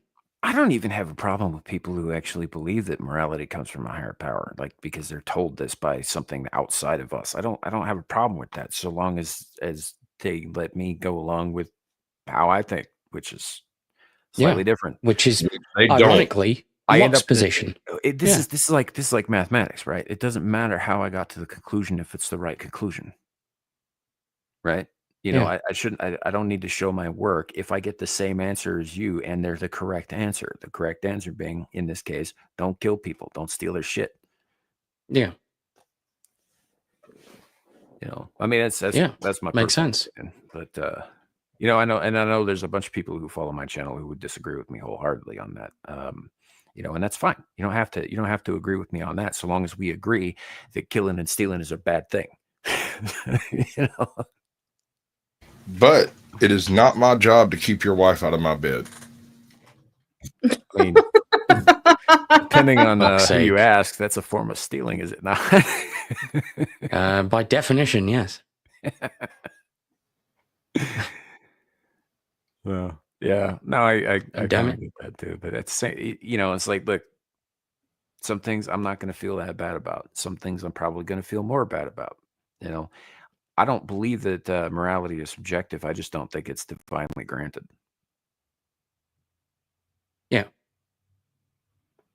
I agree. Because at the end of the day, the only morality we can live by is that which we can compose here on Earth right now. Doesn't really matter what the source is. Almost all of that, when it comes to either morality or legality, or engaged through force or the threat of force. Duty Bug's saying you're going to get the rocks. No, dude, you know my opinion on the whole second coming, right? I think we've It's- discussed it. So Yeah. I'm already here. if you see You can Jesus, chill now. if you see Jesus coming, duck, because he said he was without sin, cast the first stone. That motherfucker's gonna be throwing rocks at y'all. Oh yeah. Oh yeah. Not only that, Yeah. look, Abe, what you just said is categorically incorrect, because if you were to, like, if you actually read the shit about the second coming, that's a preamble to some pretty fucking nasty shit for you. It is. Long time. Oh, I Like, know. there's no I know. killing after that. Throwing know. rocks is the least of your worries if you've gotten to that No, point. you see, this is the preamble. This is the chilling period. Wait till I get pissed off. Yeah. Oh yeah. It's what is it, 7 or 11 years of peace before the tribulations. Yeah, it's funny. You will know him by Hell his work, yeah, where son. He wears a green mask to hide his face. Yes. So is anybody looking forward to the Nicolas Cage film where he plays Jesus? I didn't know he was doing that, but it doesn't. Yeah, surprise me that he obviously. is. What? I'm excited suddenly. Like, I wasn't even aroused until you said that. It's like Passion of the Nick. Is that what we're calling it? Sasquatch was only half chub up until then. Holy Yeah. shit. I was totally half-masted. Suddenly, I'm going to have to adjust myself. Hey, I'll probably I will probably watch that. The last few Nicolas Cage movies I saw, I really liked quite a bit, particularly The Unbearable Weight of Massive Talent. I love that fucking movie. Oh, It yeah. was so much fun. It was actually quite good, yeah. I even really liked his version of The Color Out of Space, despite the fucking fact that it Oh. wasn't that good. Yeah. Yeah. Yeah, but I mean, I'm going to defend Nick Cage on this one. How the fuck do you make that movie in the first place? And who do you cast? And how do you do it? Oh, I I think know, Nick but Cage he was was perfectly supposed cast. to be Superman, right? Long time ago. Yeah. They put him in the Mhm. outfit and they filmed a couple of shots, but that was it. No, go for him. Yeah. But I have an appreciation for Nick Cage that I did not have in my youth. In my youth, I had the same impression of him that a lot of people talk about Keanu Reeves, except that, you know, when people talk about Keanu Reeves, they can't stop gushing about what a nice guy he is in reality. The fact is his acting range is not that wide. It really isn't. No, He's a Keanu Reeves. fairly predictable, fairly Yeah. wooden actor. Like you look from like Point Right. Break to all his other romantic You know, comedy things like, and he's- action. He in Matrix. He Yeah, just is the anytime same he guy. tries to do an accent is horrendous, but that doesn't mean the Bad. movies aren't good. So bad. I just, there's a whole reason I like the concept of AI is I finally get to see Nicolas Cage in Harry Potter as Dumbledore. Yeah. You know, like fucking No, if you Nicolas could- Cage as everyone in everything. Well, sure. I mean, that would be hilarious. But at the You know, same but time, that- Keanu Reeves as Superman. That's what I'm saying, man. So I used to have that same opinion of Nick Cage. Is Nick Cage is always playing Nick Cage. The thing is I did not give enough credit to the fact that Nick Cage is an extremely entertaining person. Just by Yeah. himself. Yeah, You know, so he's pretty yeah. legit. Like I said, as I grow older, I have a much greater appreciation for Nick Cage and his movies than I once did. Yeah. I used to hate him. Like Con Air, everybody raves about Con Air. I hated his performance in that movie. You know, for a long fucking time. I mean, there were other parts of it that I thought were really great, but he was not it. You know, and he was also, in my opinion, and this is kind of still true. He's sort of the least memorable aspect of that whole movie. He kind of deadpans it the whole time. He doesn't do any freakouts or any of that shit. But you got guys like John Malkovich in it, and you got guys like fucking Steve Buscemi, right? Really, you know, Danny Trejo. You know, there's just a bunch of really Dave standout Chappelle was in performances. Dave Chappelle was in it for a minute. Yeah. Before they dropped him out of the fuselage. You know, but yeah, like there was a lot of really standout performances by these over the top actors playing over the top villains, right? All crammed onto this plane all together. And Nick Cage really just didn't, like, he was playing a calm guy, you know, who didn't get riled up and didn't just Okay. like freak out. He was almost too stoic. Yeah. Well, in his defense, he was the one person on that flight that was not a sociopathic serial killer. He was a soldier. Yeah. This is true. Which is kind of the thing that makes me think he'd be the first to go. But like right up against Steve Buscemi's Garland Green, not that fucking memorable. I'm sorry, he's just not. You know, in that movie. I don't even think Steve Buscemi knew he was in a movie. He was just there, being Steve Buscemi. He didn't have a whole lot of lines to speak of, but the couple of scenes that he was in, like you said, Nick Cage plays a pretty calm guy, but then Steve Buscemi comes in like ice water on everything. Mm-hmm. Right? He's just real. He looks doped up through the whole show. He's like, yeah. He sits down. He's like, with a little girl. I'm just going to look into the distance now. Yeah, no, I mean, come on. Buscemi, I will always, I mean, back in the day, yeah, sure, he was in different things, but his most standout role was Boardwalk Empire as Nucky. Is that his best role, Steve Buscemi? Yeah, he was so good in that. Back at the beginning of his career, he played in a movie with Mickey Rourke called The Last Outlaw, where he played a happy-go-lucky dude who kind of accidentally hooks up with an outlaw gang. He was in the army. The army went Confederados, and now he's off robbing banks and stuff. And so he's always talking about how, you know, we're going to stop this, and eventually I'm going to go live in Mexico and be happy as hell. Mm-hmm. Like his role in that film is absolutely immaculate. Yeah. I mean, for me, I would like. I don't think I saw that. I didn't watch Boardwalk Empire. He's so good in that song. I 100% believe you. I don't really care for the genre, so I didn't watch it. But like I look back and I think really standout performances from Steve Buscemi, and say what you want about this movie, he was great in it. Armageddon. There was also fuck yeah, Rockhail, Airheads. Him and Airheads was fucking fantastic. That's another one. Yeah, you know. I'm gonna say it. Go ahead. Things to Do in Denver When You're Dead. He was in that too. he murders everybody in it. Yeah.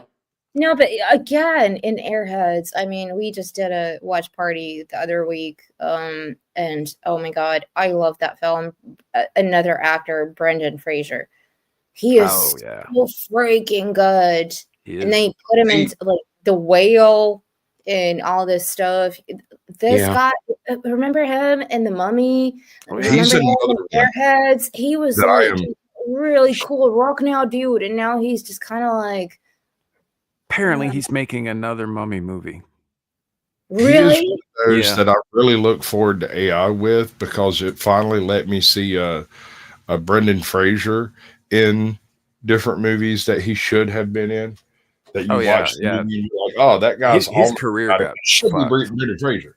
Yeah, his career got fucked, and he didn't deserve that shit. And he was always fucking fantastic to watch. Like Think about Airheads, obviously the Mummy movies, Encino Man, fucking Yeah.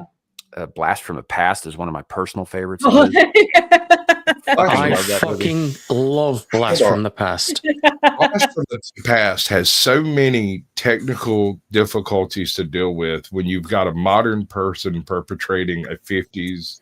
Not even he was modern. He just had been raised from parents from the 50s and been in a bunker the whole time. So Look, he 50s falls out. paranoia plus prepping plus Alicia Silverstone Plus West plus Hollywood. Brendan Fraser.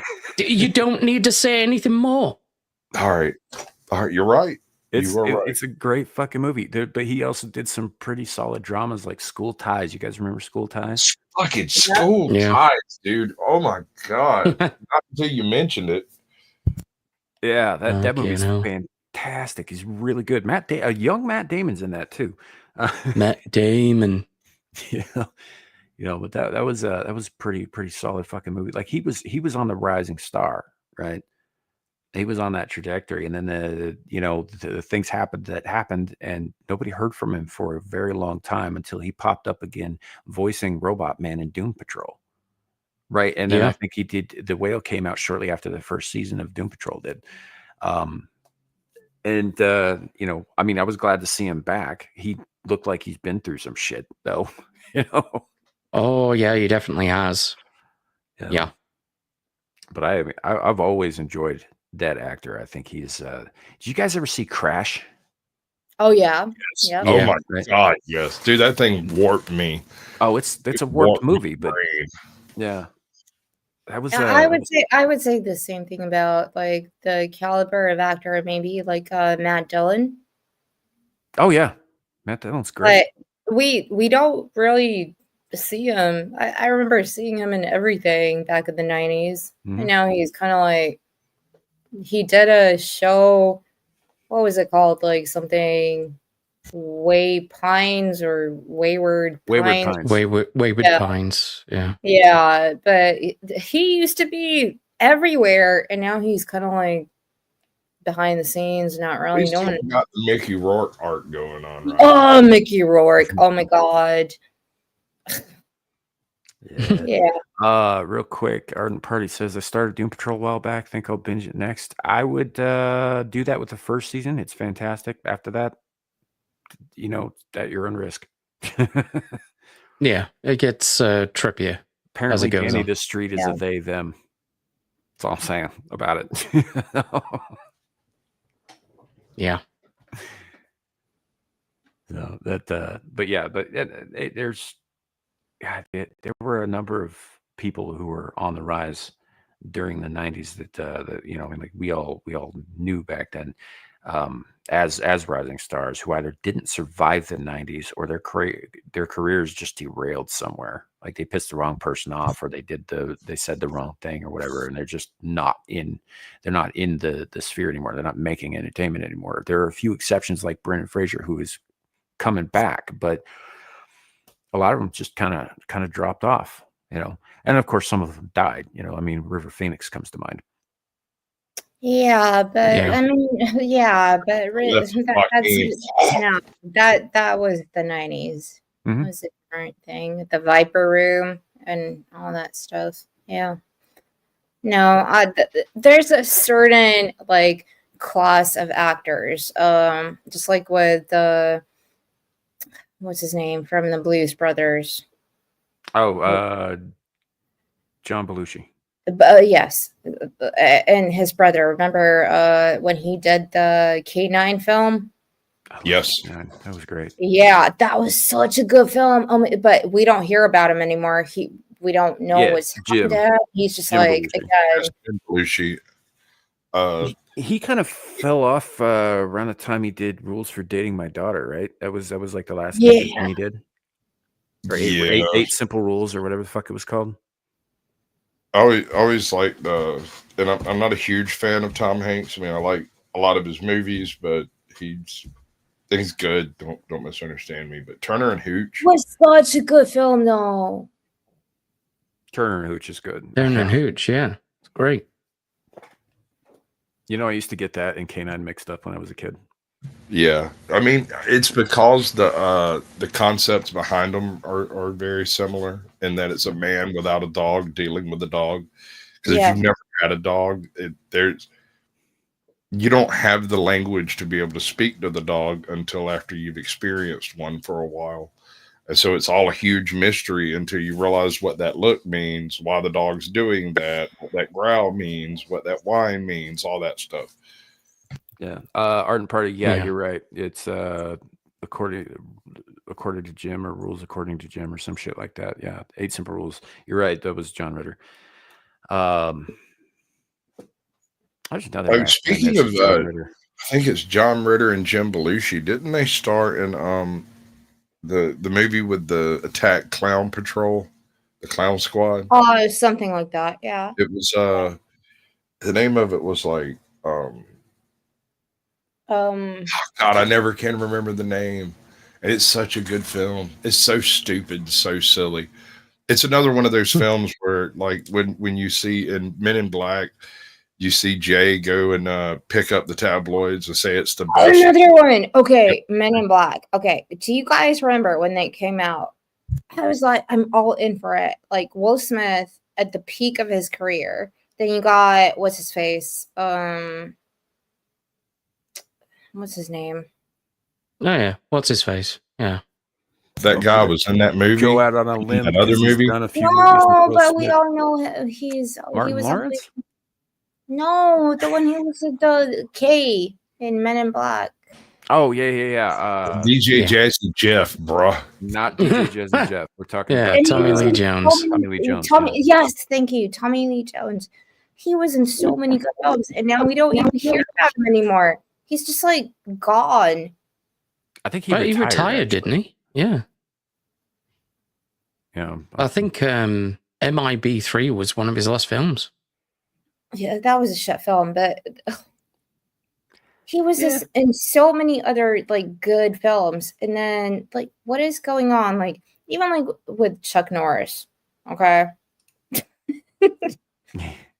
I mean, we got Stallone is still going strong with Tulsa King for Amazon. Hmm. You know, doing that kind of shit. He's doing a couple we got of Kurt independent movies on Russell. the side. Kurt Yeah. Russell doing certain shitty stuff. Chuck Norris is still busy beating motherfuckers up.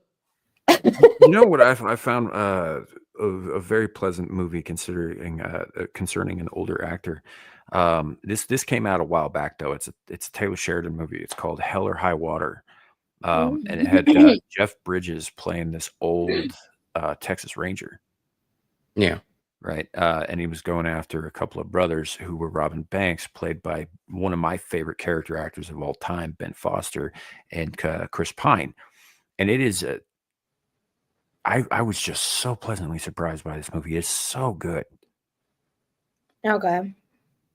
Fucking it's like the modern Western, I think, is the description, right? Because it takes place in the modern times, but you know, like after the turn of the century, but it's still very much in West Texas, and people still very much have that like, you step on my property, I'll shoot you dead attitude. Yeah, but Taylor Sheridan is like overexerting himself.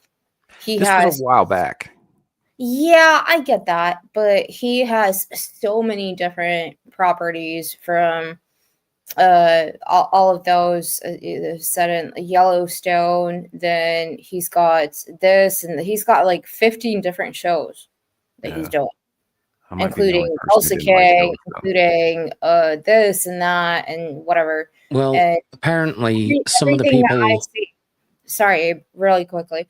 Everything that I've seen, it starts good, and then it just goes into the studio or whoever is paying you the money to make you the show.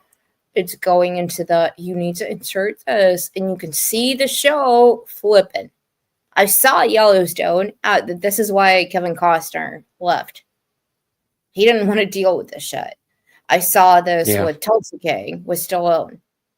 Stallone did not like the way that they were doing, like trying to engage the audience with some bullshit. Yeah. And Taylor Sheridan is doing this in every single show he is producing.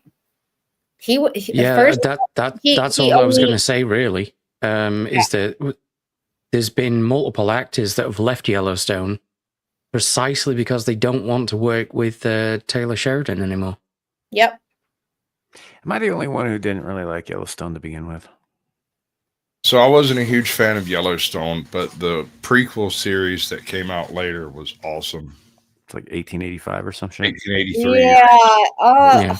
oh my god. That was it was woke as hell. Everything in it was, girl boss, big girl, huge, taking over everything. The throughput though was so well developed. She wasn't super special because she was a badass or super tough or could beat up grown men. She was very beautiful. She was very opinionated. And those two things are usually a recipe for disaster in a movie. But because she goes through the whole thing, she loses stuff constantly. She has the full character arc. She starts off as this innocent, prim, relatively proper farm girl and turns into a rough, tough, like freaking mountain man before it's all said and done. There's almost no femininity left in her by the time she gets where they're going. She's still beautiful, but at the same time, like, she's now wearing pants and riding a horse like a man and shoots like a man. And every now and then you'll see her spit because she's got dust in her mouth, and it's not even a thought process. It's the character development in that series is astounding. Yeah. Yeah. I've seen a few clips of the end of that character's arc, but that was about as far as I got into that. I didn't like Yellowstone, primarily for the fact that it was basically in a Western setting, but it was the same shit as like the last 3 seasons of fucking Sons of Anarchy, which were absolute garbage. No, okay, no. I Did just y'all watch Bone Tomahawk? I no. Mhm. Samuel, Look, see. fight me. I mean, you don't have to agree with me, but I think ever since after they killed Opie, that show was done. No, Yeah. okay. Yes, that was a very serious thing. But It's I okay to think be wrong. where I know. Thank you for letting me speak. Where I think Sons of Anarchy went wrong is they had a good premise, and then again the infestation bug went into their head, and they decided to get into the main character, who was Jax, and make him into this person who everybody else revolved around. None of the other characters mattered. It was all about his character arc. Sure. That is bad writing. It's I agree. bad performance on Charlie Hunnam. You can't even fucking talk American. That's also true. He's very bad at the American speak, as it were. But yeah, it's just, I think that up until that point, it really was about the MC. But after they got rid of Opie, it devolved into exactly 2 things. One was Jax moping around and everything being about Jax, like you said, and the other thing was shock value. It was all about shock value. It wasn't about development or anything like that. It was like, what can we do that's going to top the last horrifying, shocking thing we did, right? Yeah. Like the bit when Gemma kills Jax's girl, right, in season 6, right? All of that was fucking retarded. I hated everything about that shit. I watched the whole series. I kind of wish I had stopped after season 4. It's really good for the first 3. Season 4 is like a little like, what are we doing here? And then after that, it's just like, I think they just fucking lost focus. No, okay, but no, that it was a build up to it. Yeah. They built that situation that happened. They built up over season for it to happen. And when it does happen, it turns them into like almost like a sociopath psycho, where he has to go and murder this person and that person because whatever happened happened. But at the end of the day, the premise of the show and the characters and the way they cast, like even with Opie, I forget the guy's name. I don't remember the actor's name. Yeah, like he was so good. He's kind of like, I just want to be a lumberjack. I don't want this life, and okay, you're gonna bring me back into this life because I can make easy money, but I'm gonna have to deal with this. And you remember what happens to his actual wife. Mm-hmm. And it's a good show. It was very well written. The outcome might have not been what we wanted, but it was a good show. It's got a number of really stellar performances in it too, like Kim Coates, Mark Boone Jr. Yes, like, he was so fucking good. hell, even the side character that Walton Goggins played. Oh yes, when he was playing the trans Yeah. person. Yeah. Oh my god. Kim Coates' character falls for. That whole arc was really weird, but it was really well done. Yeah. Yeah. Yeah. I don't know, but it also kind of falls. I only started watching Yes, it because I Mitch grew up around Pileggi. Oh my motorcycles, so- god, we always need to remember Mitch Pileggi, which I know from X-Files, is all of us do. Yep. But Mitch Pileggi is Pileggi never in a the bad show was so cool. Is like the neo-Nazi dude. Yeah, that was strange. That was so cool though. That was strange. He was great in it, but that was strange because I'm sitting here. I'm like, that's not Walter Skinner. What the fuck, man? Or going back even further, like he was the bad guy in a Wes Craven flick called Shocker. Yeah. Yeah. And even some of the people that Kurt, the guy who actually made the show, he had people from the Hells Angels in the show. I know. Yeah. I hated it. Okay. Why? Because it's so contrived. People don't actually act that way. Those reactions are completely imaginary. And if you tried doing that stuff in an actual The game, show. What do you mean? murder you. They would murder you. They would murder you, bury you in the desert, and you'd never No, be heard. None it's of a that. show. What are you talking about? Sure. You don't I want mean- people to murder you. I'll be perfectly honest. Aside from the trappings, like there's very little based on reality in this show. Right. I mean, I tried to watch it, and it was like, God, try harder, bro. But that's not Right. why I started watching. I started watching it because I grew up around motorcycles. That's it. That's the whole reason. Oh I my even picked it up. god. What are you talking about, Squatch? Something that you don't agree with, I guess. No, Totally. what do you mean? Like you want actual like reality, like real life? No, not what I said. I just said it kind. What's that saying that comes from a Family Guy? It insists on itself. It's a show. You're supposed to entertain people. I didn't find it entertaining. Well, boo-hoo. How many You're bikers crazy. do you know? How many bikers do you know, Anna? You know what? You don't want to ask me that question because I can answer that. Fine, I Everybody- won't ask you any No. questions ever again. That's how Yeah. that'll play. Thank you. Oh, Jesus. For fuck's sake. I mean, yeah, I don't know. This is a show. It happened. Some of it was really, really good, in my opinion. I did enjoy it. But yeah, I mean, I grew up around bikers. My dad is a biker. He was involved with the Hells Angels. He was involved with the SOA.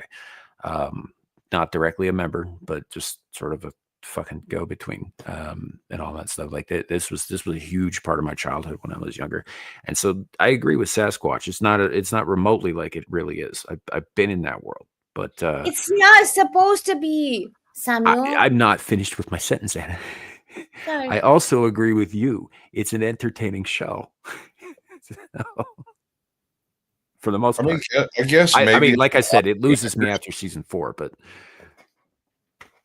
I mean, if I liked the actors more, I might have been more interested. But it just somehow missed me completely. And I've watched a significant portion of it. My wife loved it. And anytime I went in to go talk to her, that's what we were watching. So it's not that I haven't seen enough of it. It's not that I haven't experienced enough of it. I just don't know. I don't like the premise. I don't like the premise of universe it what are you created. talking about, Squatch? What is the premise you don't like? Well, first of all, I'm not a huge fan of the main actors in it. I love a lot of the supporting actors, like the bald guy, the chubby guy. I don't know their names, but I don't know Pretty sure those are their names. It might be. But I loved them in those roles, and I would go in and watch tidbits, and I enjoyed Oh, tidbits goodness. of it. But then it would go back to the main story, and I'd be like, all right, that's enough of that. I should correct something. I just realized that I said my dad was involved with the SOA. The SOA is the fictional fucking motorcycle club. I meant the SOS.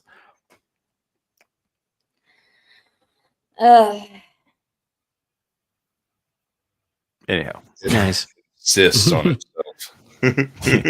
Anyhow. It insists. It insists upon itself. That's a very good. That's very good, sir. That's very, very good. That's a good Yeah, story. this has No, become. I don't understand why you think that people watching a show, making a show for people to understand how. I don't care. This is This is the problem that you don't care. This is about the problem that with you Anna don't- about Borderlands. No, I don't care about whatever you're talking about. All right, y'all have a nice evening. Deuces. No, what I'm saying is people make shows for the basic, normal, whatever situation. We have all grown up in different ways of growing up. I grew up with the mafia, okay? I have a different understanding of the way the world works when it comes to shows like this. So when I see something like this, yeah, I have a laugh. I've been around motorcycle gangs and people in bike clubs. I know how it works, but at the same time, am I going to watch the show and I'm going to, say, yeah, it's good. Sure, I'll enjoy it. It's not real life, though. That's all I'm saying. Fair enough. Hey, Sasquatch, did you mean to drop out? I do, and I did, and it's done. Okay, I was just checking because I didn't see nothing come up in the chat about it, and it's like it's not streaming on your channel anymore. So I was just double checking that you meant to do that. I'm so sorry, Squatch. Oh my goodness. It's fine. It's probably about time we bring it to a close anyway. I got another thing I got to get to here tonight. So, Oh, behind you there, Sasquatch. Springtime for Hitler wasn't really doing it for me. Anna, it was realistic enough to be fun. Touche, sir. Oh, Squatch. He gets me. Aw, I Yeah. think he does. I think he does. So yeah, we'll probably bring the show to a close here anyway, because like I said, I got something else I got to get to tonight before Amira goes live. And mostly I just really have to pee, so we're gonna be doing that after I end the show here. Yeah. But I don't know. I feel like this has been a fairly fun, fairly productive conversation, all things considered, especially given that I didn't put a show together today. So, we managed to keep it going for fucking 2.5 hours here. So I'm pretty pleased with it. Pretty long one. Yeah. As it goes. So we'll go around the horn and let people know where people are going to be. I'm going to start with Abe. Okay. Where to begin? Tuesday I'll be doing the Jack and Abe show. Wednesday I'll be doing the Hump Day Chinwag. Thursday I'll be doing some probably Stargate streams with a full Aussie crew. I'll also be playing Marvel Rivals probably on Tuesday. Maybe some other game on Thursday as well. Friday night through to Saturday through to what is now Sunday for me will be my usual weekend rotation of Rockefeller Plaza, Bissell Musings. Then it will be Beelzebub. Then Why do you keep muting yourself? I keep needing to clear my throat. Okay. Yeah, it's nothing serious. Yeah. Then it'll be I think the Full Aussie, then Anime After Dark, then it'll be back here again. All I those things. think. And that are the majority of things I think I'm going to be on this week. I don't even think that's all of them. That's just the usual ones that I do. Fair enough. Mm. It's a lot of stuff. Check out Abe Yeah. at Abe's Gonna Get You everywhere Abe can get you, I guess. Yeah, I'm going to get you. I didn't really know how to finish that sentence. Sasquatch, do you have anything coming up with a plug? I guess I should unmute before I start talking. It'd probably help, wouldn't it? It would. The Blast Radius tomorrow at 8 p.m. Eastern. Beyond that, this is really the only other show I actually have planned. You know, Fair enough. the rest of it has kind of dissolved. You'll find me on the Powdered Dusty as producer most nights, not every night. And that's pretty much it. Nice. Not real Nice. busy this week. Yeah, I get that about a few people. I might be a little busier than usual though myself. But Anna, do you have stuff you want to let people know about? No, I'm just gonna keep annoying people. Online. Fair enough. Yep, Sorry. sounds accurate. Yep. Yep, that's what I'm gonna do. But you can find me on Anna's Game Lounge, everywhere and anywhere. Check out And her music, folks. check out my good friend Samuel, Abe, and Squatch and what they do, and everybody in chat. Thank you for being here. Absolutely. Appreciate it. Yeah. As for myself, you'll find me in a couple hours. I'll be over on Amir's channel helping out, producing and moderating and all that stuff. And occasionally getting dragged up onto the screen to like say stuff. So it happens. Then after that, I don't think there's anything scheduled for next week. Although I did say this last night too, and I do believe. Oh, Samuel! I forgot to say something. Okay.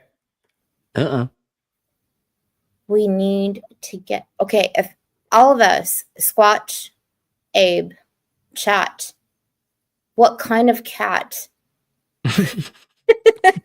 All right, that's enough of that. And it's been fantastic. You've been Yeah. for your final performance here on the show. Oh man, Jesus Christ. Anyway, probably some game streams next week. It is the final week of the month, so I probably need to do a Whispering in the Dark at some point next week. I don't have that planned out yet. It'll just happen when it happens, but keep an eye out for it. And then we're having our big Halloween shoe on Abyssal Musings on Friday night next week. So other than that, you can find me on Beelzebub when that happens. You can find me on Stream of Consciousness on Adam the Renaissance Nerds channel when that happens. Sometimes I get invited to other stuff. Sometimes I do the stuff I'm invited to. I'll let you know as it happens. Thanks for being here. Appreciate all of you. Have a great night, everybody. And remember, it could always be worse. It could be raining flaming cobras. We'll see you soon. Bye. Bye.